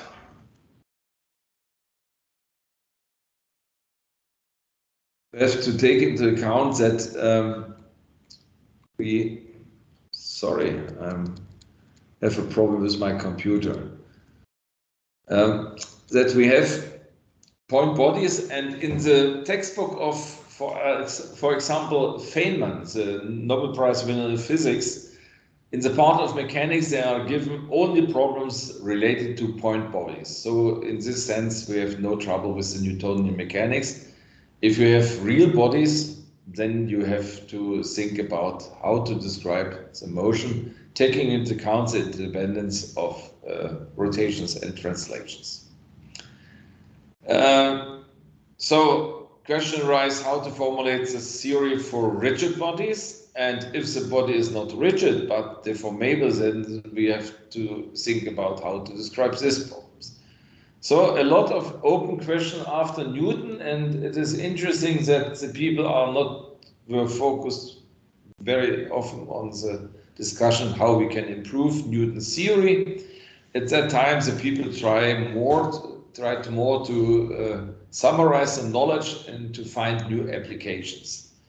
This is the reason why in this time mostly mathematicians are dealing with mechanical problems, because the mathematicians have some mathematical ideas, they are looking for applications, and finally they found out that there are some applications, and these applications are related to mechanics. And we can find very simple applications for these problems. And this was up to the mid of the 19th century, and we have the school of the French mathematicians or mechanicians, and we have also a UK school. In Germany, we have also some contribution, but not so much like in France or in UK. This is the next guy, which is very interesting from the point of view of mechanics, because Euler introduced his laws of motion. And this was the balance of momentum, the balance of moment of momentum. There was no dependence in between these both balances. At the very beginning, there are particular cases, then you can show that the first is a special case of the second, but in general case, there are two laws or two relations. If we are looking to the literature, this problem is always under discussion up to now. And if somebody wants to check what is the real history or the real story, then please take the Some journal, one issue from 1964. There's a famous article of Clifford Trussell about the independence of these both balances. What is also very interesting that we have not only the independence of these balances, but we have also some relations which are connected with these things. And Clifford Trussell showed, last but not least, that there is an independent relation. And if somebody have problems, please have a look to this paper. There's only one problem. Clifford Trussell was an American scientist, and he made a lot of investigations to mathematics and to mechanics. And he wrote down his papers mostly in English, which is obvious. But finally, he knows English, French, Italian, Latin, and German. And so his paper in the Some was published in German and was written in German by Clifford Trussell itself. Now coming to the French school, the first is Cauchy. You know, there's a lot of contribution of Cauchy to mathematics, but there's also some contribution to mechanics. Maybe the most important thing is the introduction of the stresses and the strains first time around 1822. And from this moment, we know that the force is not the best choice because we get a size-independent value if we are introducing sigma. In the simplest case showing here, it is clear F must be orthogonal to the square A. What is interesting, we have the so-called Cauchy's lemma shown here in a modern formulation. And this is the stress vector on the left-hand side. On the right-hand side, there is the normal to the surface multiplied by the stress tensor. In the general case, it is not enough to have a scalar value of the stress or a vectorial value. You need for the general purposes a tensor of the second rank. The relation is built up from the idea that the load have one direction on the surface and the surface itself has other orientation. And if these both directions are different, then you need a second ranked tensor. And Cauchy formulated his lemma in such a manner: the surface vector of stresses on the surface with the orientation of the normal n is the relation to the normal combined with the stress tensor with the help of the scalar product. What we can do, we can have a look to this formulation, and we have have a look to modern textbooks in mechanics. And in modern textbooks, sometimes it's written that sigma n on the left-hand side is equal to sigma, the stress tensor, multiplied by n from the right-hand side. And it seems this is different. The argument of these people writing these textbooks is very simple. We have a space of the vectors, and that means a vector space for stresses and the vector space for the normal. And mapping of a vector space into another vector space can be made by a second rank tensor. So a pure mathematical statement, and then we have this formulation that sigma should be multiplied from the right. But what happens in the reality? In that time when Cauchy introduced his lemma, there was no images about vector spaces. He was a well-educated mathematician, but he had no experience with vector space. It was introduced a little bit later. And so Cauchy made his contribution in such a manner that he looked to a small element, writing down the forces or the stress vectors on the surface elements, introducing the surface normals, and finally multiplying the stresses by the surface element, he got forces. And you know, from the mechanics, there are two basic equations only. This is the equilibrium of the forces and the equilibrium of the moments.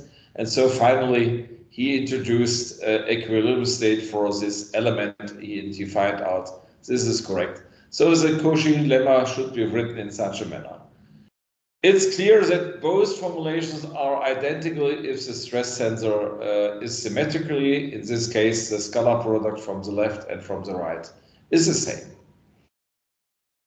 Let's come to Young. He was interested in measuring the properties, and so now we have the complete Hookean law, because we have also introduced a material property. The elastic modulus, or the modulus of elasticity, is one of the main possibilities to describe the mechanical behavior, and after that we understand that the mechanical behavior is really specific for each material. We have the possibility to introduce this value, but we can use also other properties like the shear modulus, like the bulk modulus. There's also the Poisson ratio. And what is important, please do not use the term this is elastic constant. They are never constant because they are time banded a little bit, it can be, but they are in all cases temperature dependent. And so heating up or cooling down, you have different values of these properties. And so it is a parameter and not a constant. The other things are the relation between these values. This was for a long time discussed. We are in a very good situation that each of these properties can be measured by a simple test. Thomas Young introduced this property, and the concept was developed in the time of Euler by Leonhard Euler. And the first experiments which were used in this field are related also to the investigations of Giordano Riccati. He is well known for a mathematical equation, but nobody knows, or not so many people are knowing that he is working also in this field. He was working also in this field, and he got the information concerning the Young's models approximately 25 years earlier than Thomas Young. The next here is Poisson. I have mentioned his famous coefficient, the parameter, or it is a fixed value. And when they start to describe the elastic behavior, there was a so-called index formulation. I cannot say what happens with my ideas in this field, because the problem is very simple.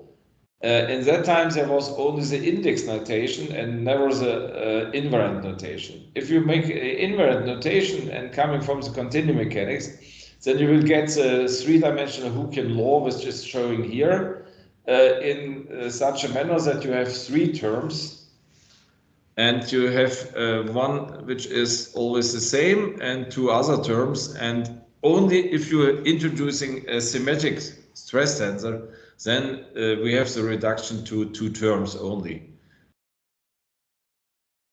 Something is again going back.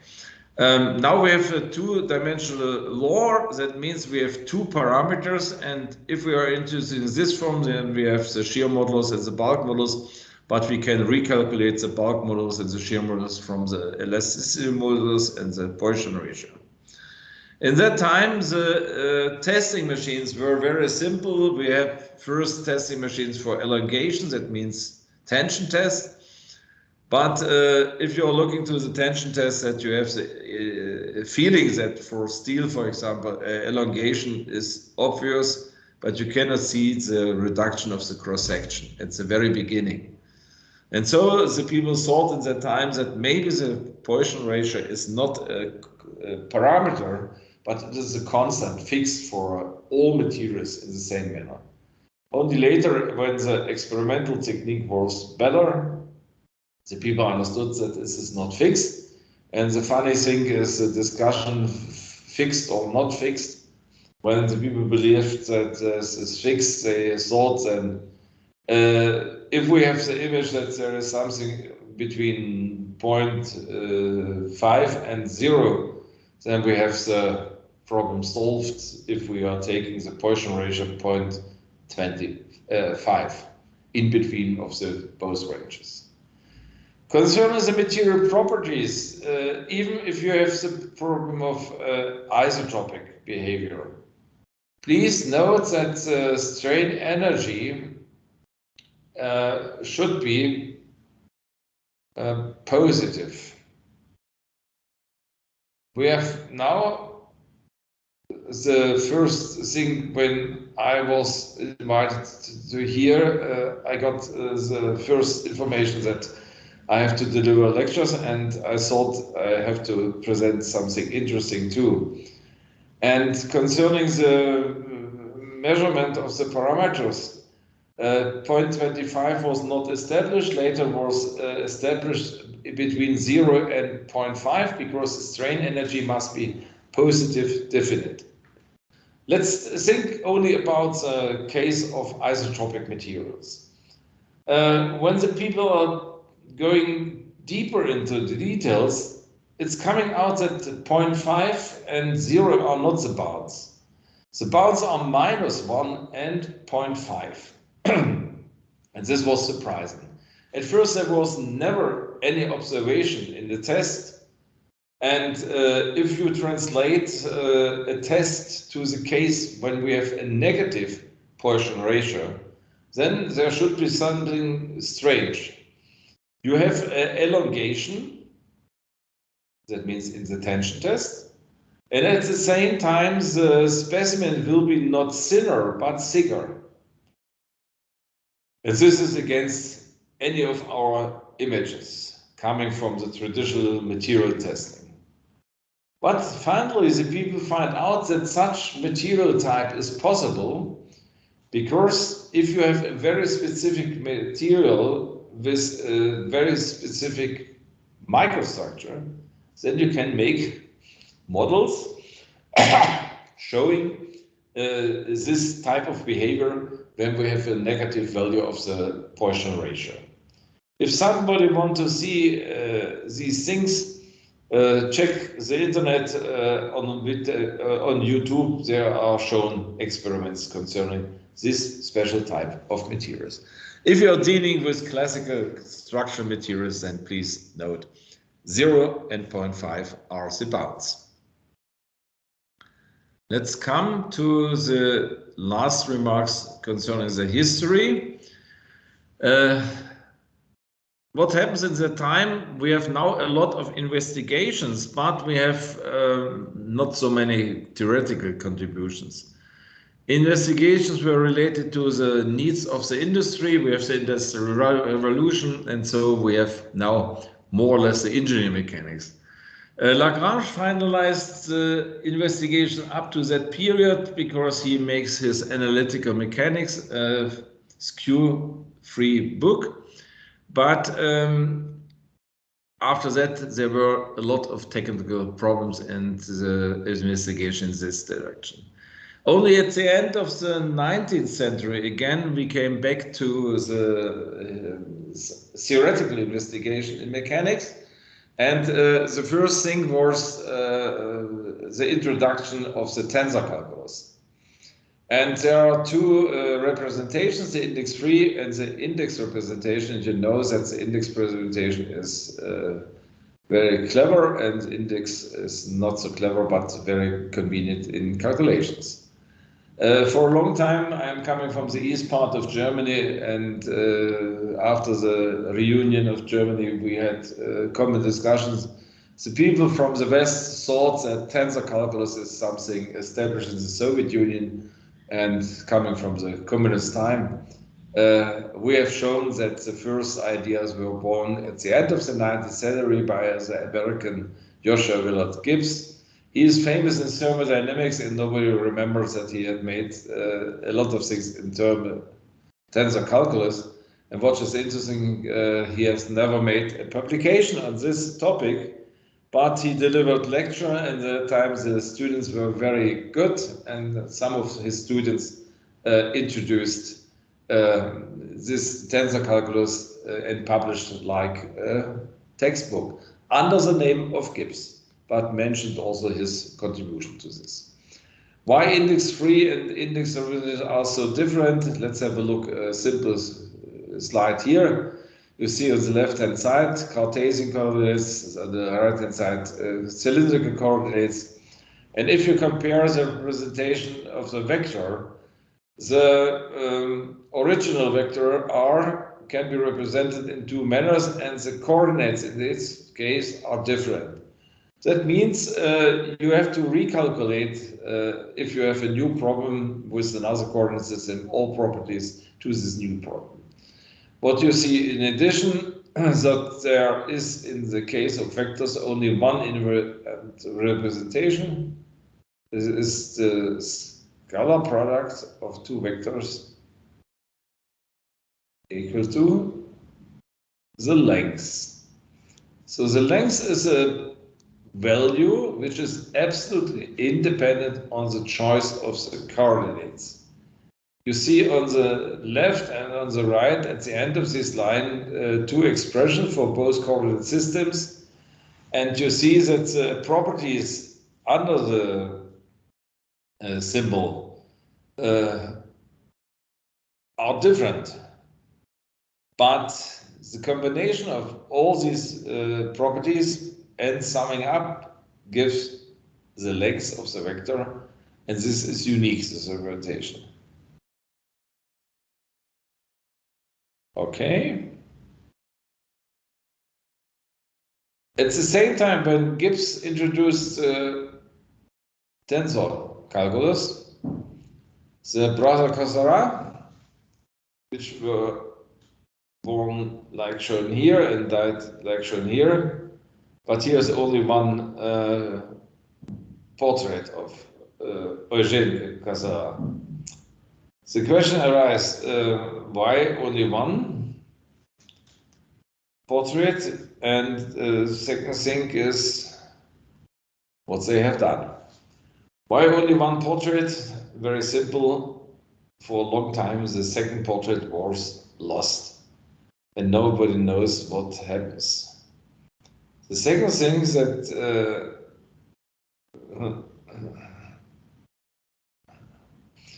so what we will get from their theory, and before I come to the theory, please note they are working always together, but one of the brothers died in 1940. And this was so hard that the other brother said that I will no more contribute something to mechanics. So the last 17 years, the brother Eugène Cassara never worked in the field of mechanics. The Cassara brothers came back to the ideas of Euler and Bernoulli on the independence of the moment and forces and the rotations and translations, and so they introduced the extended continuum model, or the first non-classical model. In the modern literature, the classical model is named Cauchy continuum model, and Cassara is one of the non-classical models, but it is only classification. You can use also other terms. So we have now a balance of forces and the balance of angular momentum, and the likewise of this theory that they not introduced constitutive equation, and this is pretty because constitutive equations are necessary. You have to fulfill the requirement that the number of unknowns in the set of equations should be equal to the number of unknowns. Since I cannot extend the unknowns in the theory here, I will say no application at all, pure theory, and for a long time the people forgot about this theory.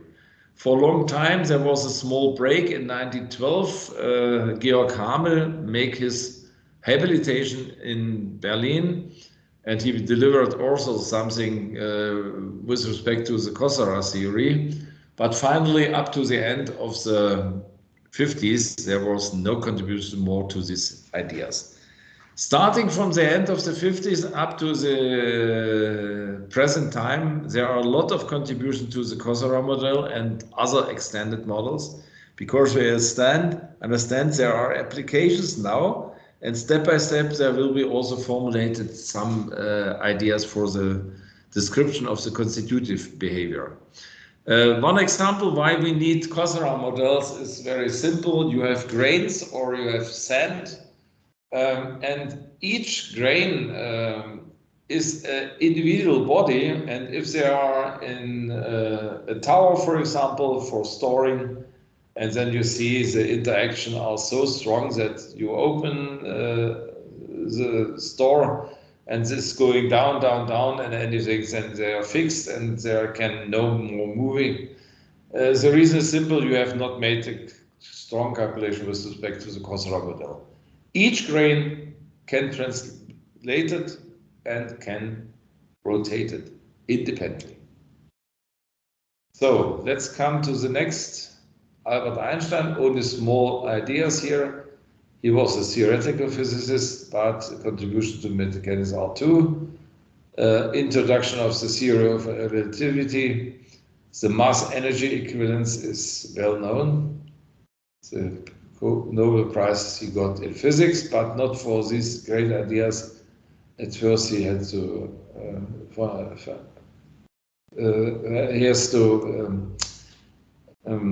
make investigation which is related to experiment. And if you have such things, then you can get the Nobel Prize. The theory of relativity, no experiments, and so he introduced the photoelectric effect and got the Nobel Prize for that in 1921. Hilbert is also a famous mathematician, and he introduced the axiomatic formulation of mechanics as one of the open problems in mechanics and mathematics or science at all. And what was the reason? He had a lecture on the World Congress of Mathematicians in 1900, and then he formulated his problems. I think it was 25 or 27 problems. And he makes a statement that these problems should be solved.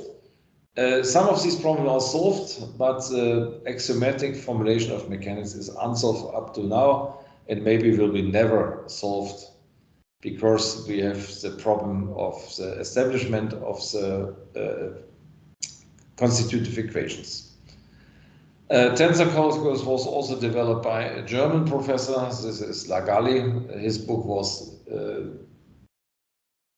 immediately also translated into Russian in the 30s of the last century. He was a professor in Dresden University, and he preferred also the invariant representation as a simpler representation.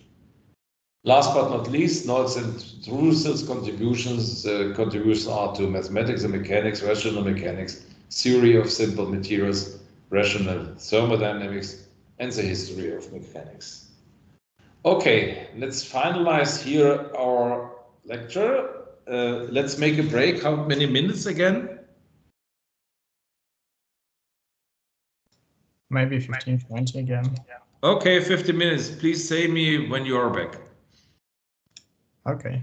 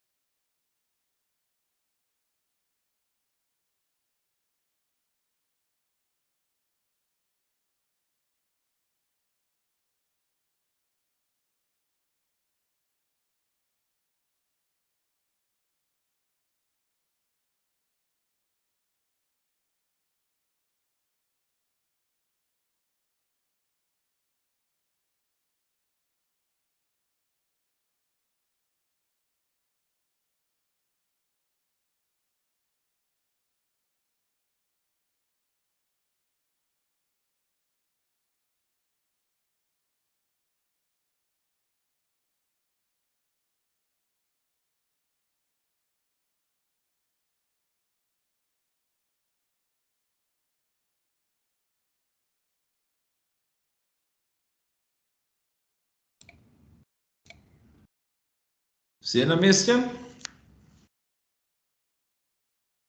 Да, на месте. Хорошо, тогда продолжаем. У нас еще остался пара минут до конца. И вы видите там еще очень много слайдов. Я думаю, что я еще пару минут посвящаю этим делам. А вы можете этот материал посмотреть и на сайте. Это уже все туда повешено. Я надеюсь, что вы дойдете до этого сайта. Если нет, тогда надо еще раз писать мне письмо, и я потом узнаю, как можно дойти до этих файлов. Окей. Tensor Calculus, мы сказали так, что это важнейший элемент для нас, если мы хотим заниматься механикой сплошной среды. Преимущество этого есть, что, во-первых, мы имеем объекты, которые связаны не только с цифрами и единицами, но и с ориентацией.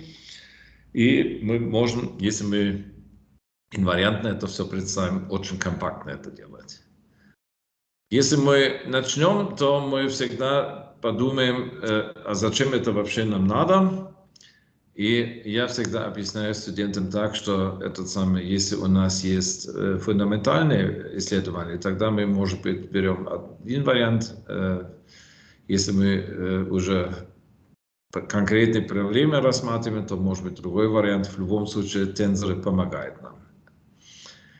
The first direction is the so-called direct or symbolic or coordinate-free notation, and the second is the so-called index and component notation. So two possibilities, and in the different textbooks they are used together or sometimes or in a different manner. You can compare it. There are some books which are not using the symbolic view, and they are very thick, usually because the equations are very, very long. If we are using this direct notation, then we have to think about the space at the first, and we are operating with scalars, vectors, and tensors, and there are physical or mechanical objects. And truly speaking, we can define these objects in a multi-dimensional space. Let us assume that we are limiting ourselves to the three-dimensional space. I will come back to this problem also when I start with my first lecture in continuum mechanics. Then you will see that this question concerning the space is not a trivial discussion, but we have to think about this. Okay, the first oriented value is a vector or a first rank tensor. In my writing, this is a bold-faced letter, as usual small, and we can consider this as a directed line segment. In this case, if we have a three-dimensional space, then we have a triple of numbers which are named also coordinates.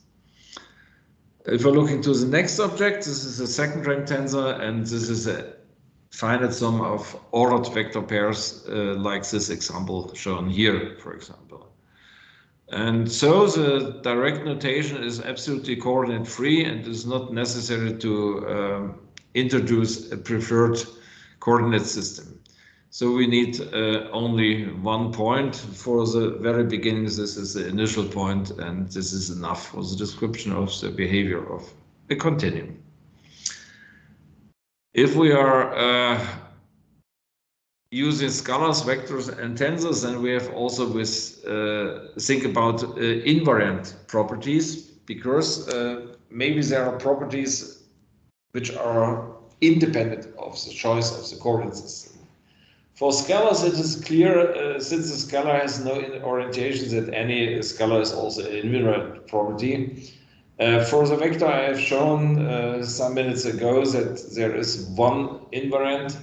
This is the so-called length of the vector. And for tensors of the second rank, if they are symmetrically, then we have three invariants. How they can be described, I will show later. But always, if we are changing the coordinates, then the length is never changing, and also the other things are never changing, and it's the same properties have the invariance for the tensor. the tensor calculus is used in the modern textbooks, in mechanics and also in rheology. So we can see also these books in rheology. I have introduced here some books in German language, but also the book of Antman in English is very good in this sense. Palmer's books, you can use it for studying tensor calculus, or also the Russian version of the book of Gilles about these problems. Or again, coming back to Peter Haupt, Continuum Mechanics and Theory of Materials. Last but not least, I recommend you the Linear Theory of Elasticity is an appendix of this book, and I think this is one of the best description of the tensor calculus. As usual, we have the combination of two writings. This on the left hand is the invariant.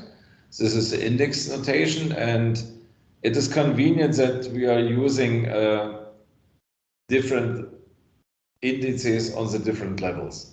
The reason for that is that sometimes we have very complicated coordinates, and then it is easier to write down in such a manner. If we have such a situation that we have vector A, then we have to mention that the vector A is given by his coordinates AE, and G is the unit vector, and we can discuss it from the point of view this is the direction of the coordinates.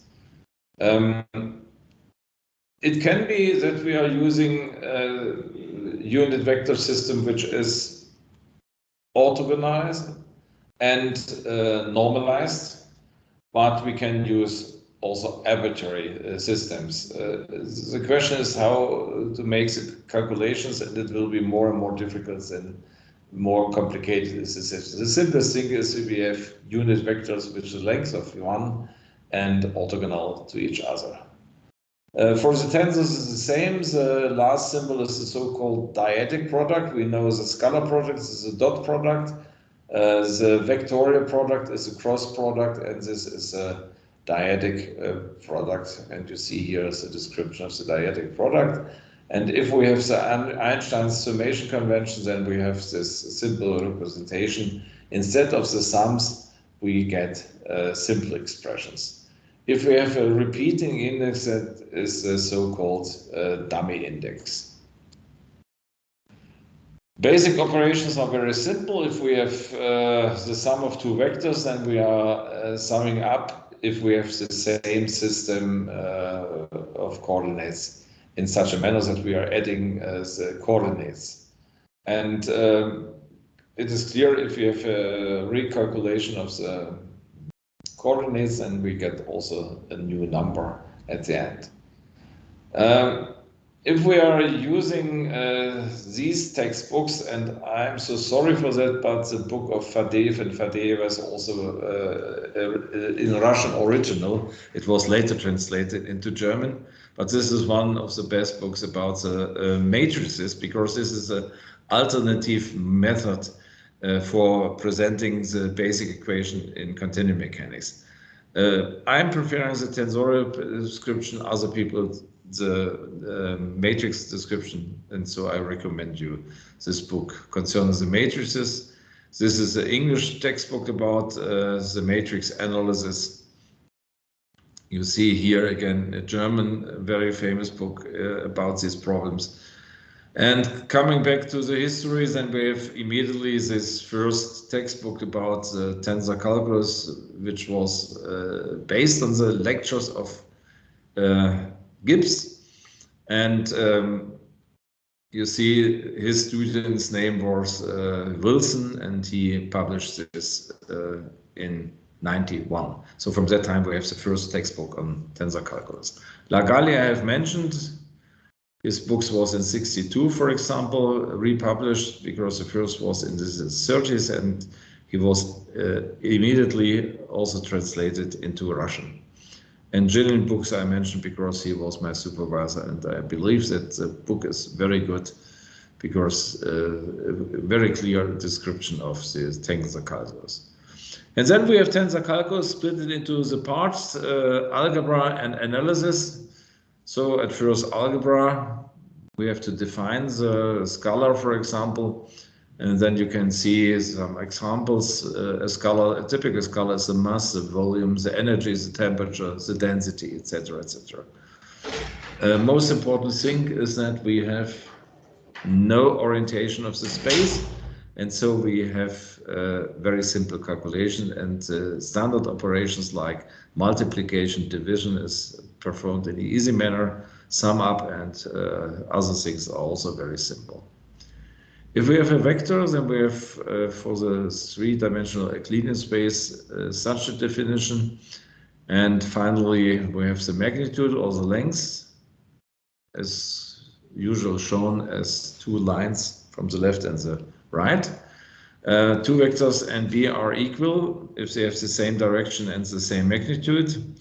There's a zero vector which has a magnitude equal to 0 and the arbitrary choice of the coordinates of the unit vectors. And please note, never say that the zero vector is a point. A point is a point and the zero vector is a zero vector. In mechanics, we have two types of vector. You can introduce so-called polar vectors, and you have in addition the so-called axial vectors. You see that the polar vectors are oriented to a polus, and that means, for example, the displacements, the velocity, the acceleration, the momentum are polar vectors. Axial vectors is related to the motion around axis, and so you have the angular velocity, angular momentum as an example, and sometimes in physics it is also named as spinors. What is the problem? Here you see the representation, and the left-hand side the spin vector, and the middle part is the axial vector in the right screw-oriented reference system, and in the right-hand side you have the axial vector in the left screw-oriented reference center. So the left and the right-hand centers are very important. You can also make this figure for explaining these effects. You see on the left-hand side a polar vector, and the mirror shows the same vector. If you have the spin vector, then the straight line is the same in the mirror, but if you are looking to the rotation, then you get the opposite rotation in the mirror. So this is very important. This has a lot of consequences, not discussed here at the moment, but please be careful. Especially if you calculate, for example, a moment. A moment is an axial vector, but the elements of this moment can be force and radius vector, or the length. And then the radius vector, this is a polar vector, the force is a polar vector, and the cross product of two polar vectors, in this case, result in an axial. Never sum up axial and polar vectors. You can sum up axial vectors and you can sum up polar vectors independently. So this is the spin again. So you see the definition. And then you get the definition of the other type, that means the polar vector. And these definitions are coming from Gillian directly, and so you can compare it also reading the textbooks of Gillian. The definitions are valid for scalars and tensors of any rank, because the scalar is a zero-rank tensor, and the objects of axial type we have for everybody day's situation. And we have also examples for polar objects. Operations.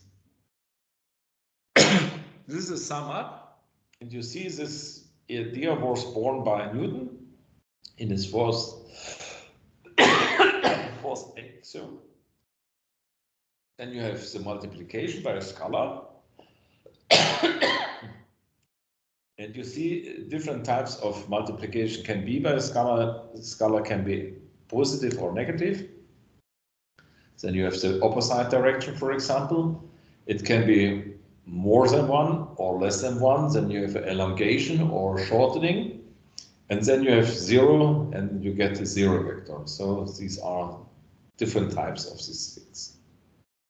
The dot product is shown here. You have seen in the school that the dot product is given by this simple equation. So the angle in between plays a role, and there is included the angle between the vectors by the cosine function. And by this way, you see immediately that if you have a unit vector system which is orthogonal, that it's very simple because the cosine of 90 degrees is 0 and the cosine of 0 degrees is 1. In this case, you have very simple relations for the products of two units vectors. You can change the order of multiplication. You can use the distributed V, and you have also the direction vector, which is the vector itself divided by the length. And you have the projection of the vector. The cross product is similar to the scalar product, again given by a simple equation like here. But what we see immediately as a result, you get not a scalar. A scalar product results in a scalar, a vectorial product results in a vector. And so finally, you have to think about what is the product, and I have shown here A and B are the vectors, phi is the angle, and you have to use this sign here. And the resulting vector is the vector C, which is orthogonal to the surface going through A and B. And from this definition that there is a sine function, it is clear that the change of the direction of multiplication results in other result. So we are changing the sign by this way. A multiplied by B, vectorial multiplication, it is the same like B multiplied by A, but you have to introduce the opposite side. The distribution law is simple, and finally we have some special properties given here. For example, we have here the example of the moment. The moment of momentum is given here by this equation here. And you see R is a polar vector, V is a polar vector, but the result is an axial vector. On the opposite direction, if we have the velocity calculated by the angular velocity, then we have used to angular velocity multiplied by R. R is a polar vector, omega is an axial vector, and as a result we get a polar vector. So that was so quick. So next slide. Here are the distribution laws, very simple, and you have some simple rules for necessary calculations. You can check it later. The basis, if they are orthogonal and normalized, denoted by E, and you have here the simplest example how we explain the situation for such a set of vectors. There is a necessary condition that the scalar product E1 with a vectorial product of E2 and E3 must be 0, must be not equal to 0. Otherwise, we have a situation that two axes are in the same direction or on the same place. A representation of a vector is given here if we have this simple unit normalized system of unit vectors. Then the scalar product is given by the Kronecker symbol. You see here 1 or 0. If the indices are equal, then 1, in the other case 0. And you know 0, that means two different vectors. 90 degrees, that means cosine is 0, and 2 equals 0 is 0 degrees, and that means we have the 1 value.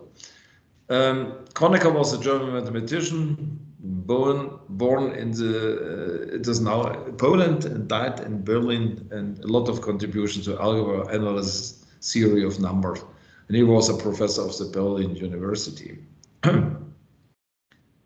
Here are given the calculation rules. If we have now a vector multiplied by the unit vector, so we get the components or the coordinates.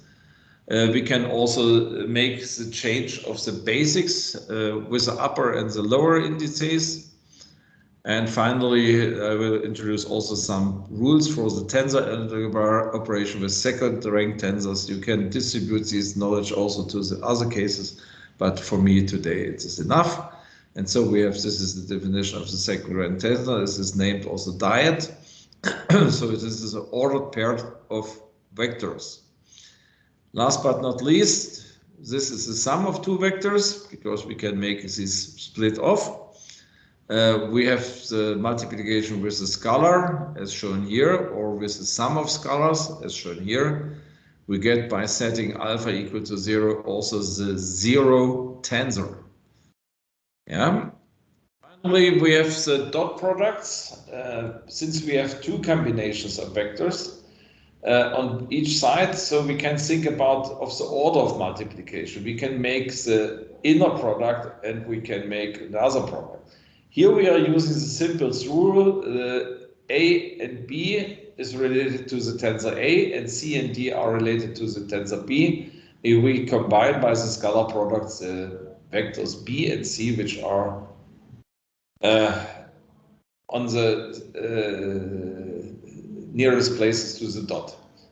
The scalar is in general the result of a scalar product, so the CD multiplied by B is a scalar, and you can take the scalar in front of the expression remaining. A and D is remaining, and so you have a scalar with a second rank tensor. So one dot product of two tensors of second rank results in a second rank tensor. If we compare A multiplied by B with B multiplied by A, then we have not the same value. We get the same value if there is some kind of symmetry conditions. Okay, the transpose of vector tensor second ranks, you see, changes the order of the vectors. Then we can introduce the double inner product. Now this is a question how we combine A, B with C, D. And for me, it is convenient to combine B with C and A with D. In this case, it is not the same like in the other calculation rules, which are, for example, in the American literature. But at the end, we will get a scalar, but the value can be different in dependence how I define the order of the multiplication. The things are much easier if we have only symmetric tensors. Scalar product of two second rank tensors are given here. One can test that the relation showing below is also correct. And then we have the dot product tensor with a vector, simple explanation. Then we can compare it. We will see again that the combination is not the same if I'm changing the order. A multiplied by C is not the same like C multiplied by A. But if C multiplied by A transpose, then we will get the same relation. Okay, the next is the vectorial product. You see immediately below that there is changing also to minus if I have this relation. This is pure mathematics, nothing interesting. The trace, this is the sum of the elements which have the same index. And you see here the trace A is defined as the sum of this scalar product.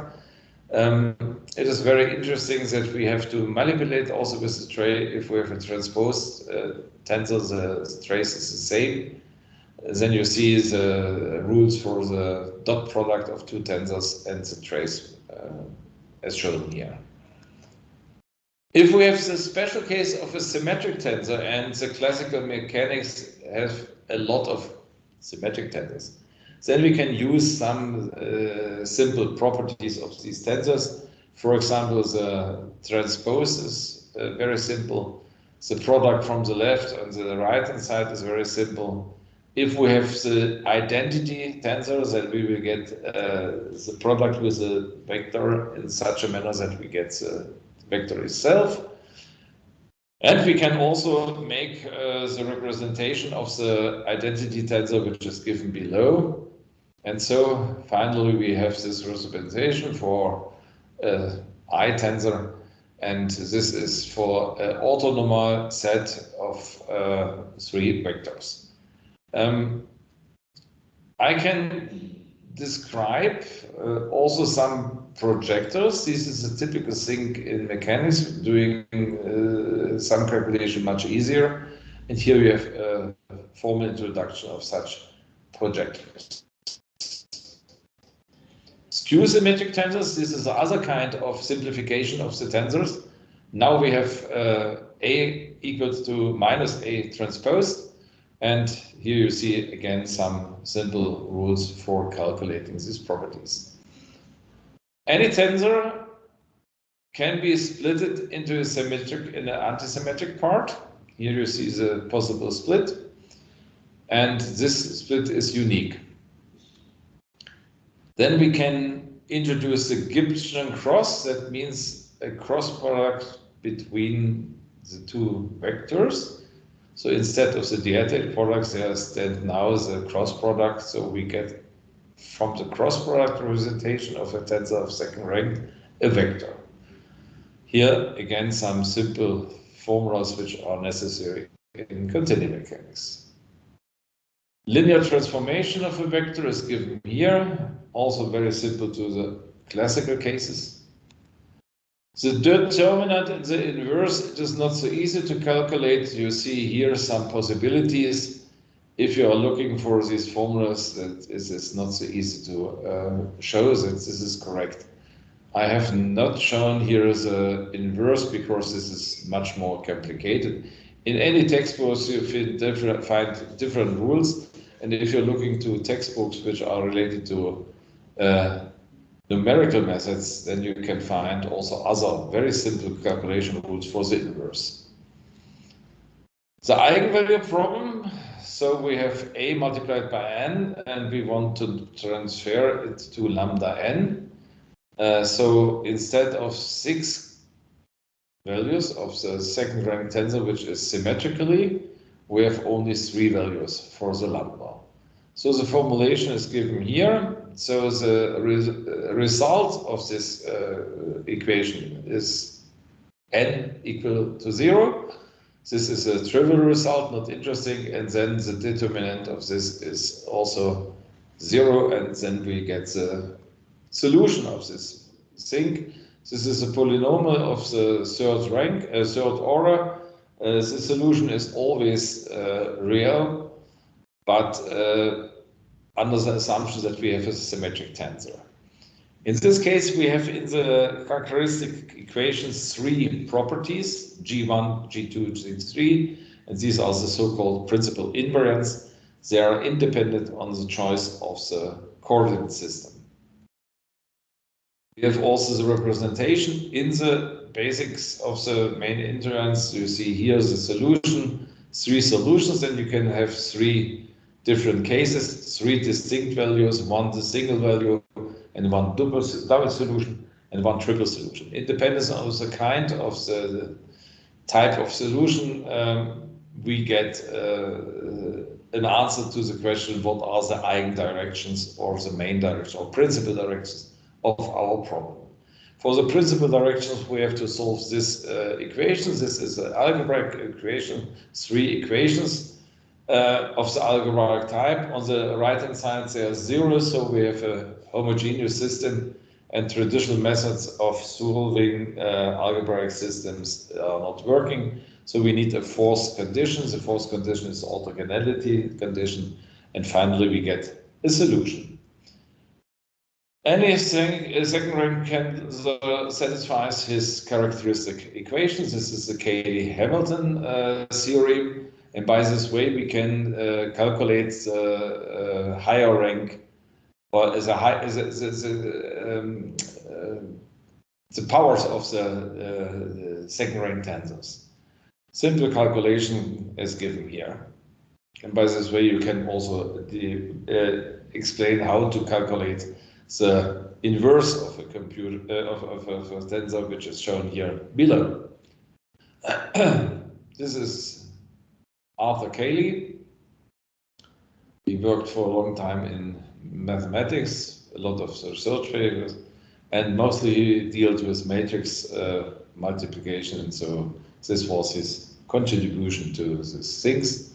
Hamilton is much more famous because he has contributions to mathematics, to physics, and to astronomy, to optics, and to other things. So he was an Irish guy, and these are his portrait and the data of his life. If we are looking to the coordinates of a second rank tensor, then we have to perform a multiplication in the double sense. But this is similar like in the case of a vector, so it's not so difficult to understand these rules. Special tensors, for example, one special tensor is the identity tensor, another type is the so-called orthogonal tensor. And the orthogonal tensor is given by the definition shown in the first line. And I present some rules for representing these tensors or for calculation with these tensors are presented. The famous thing is that you have the transpose of this tensor is equal to the inverse, and the multiplication of the transpose with the tensor itself is the identity tensor. Last but not least, for today, orthogonal tensors have some properties. You can make a representation of an orthogonal tensor by the angles, which is shown here. And I will stop my lecture today because the time is over, and on next Friday we will come back a little bit to the tensor calculus, but mostly we will switch to other problems and we will start with continuum mechanics. So thank you for your attention, and if you have any questions, please now. Thank you for the lecture. I have a question about the presentation. Could you upload it somewhere, or where should we? I have uploaded in the team system, and I will check it where there are. There is something named lectures, and the lecture, there are two files. Can you see it? In the general, yes. Yeah. Self-introduction and maybe the lectures I will make the files newer and newer, so after 1 month you have the actual files. Okay. But these are the files related to the today's lecture. Yep. Okay. Yeah. Okay. More questions? So in this case, bye-bye. See you next week. Thank you. Goodbye. Thank you. Goodbye. Goodbye.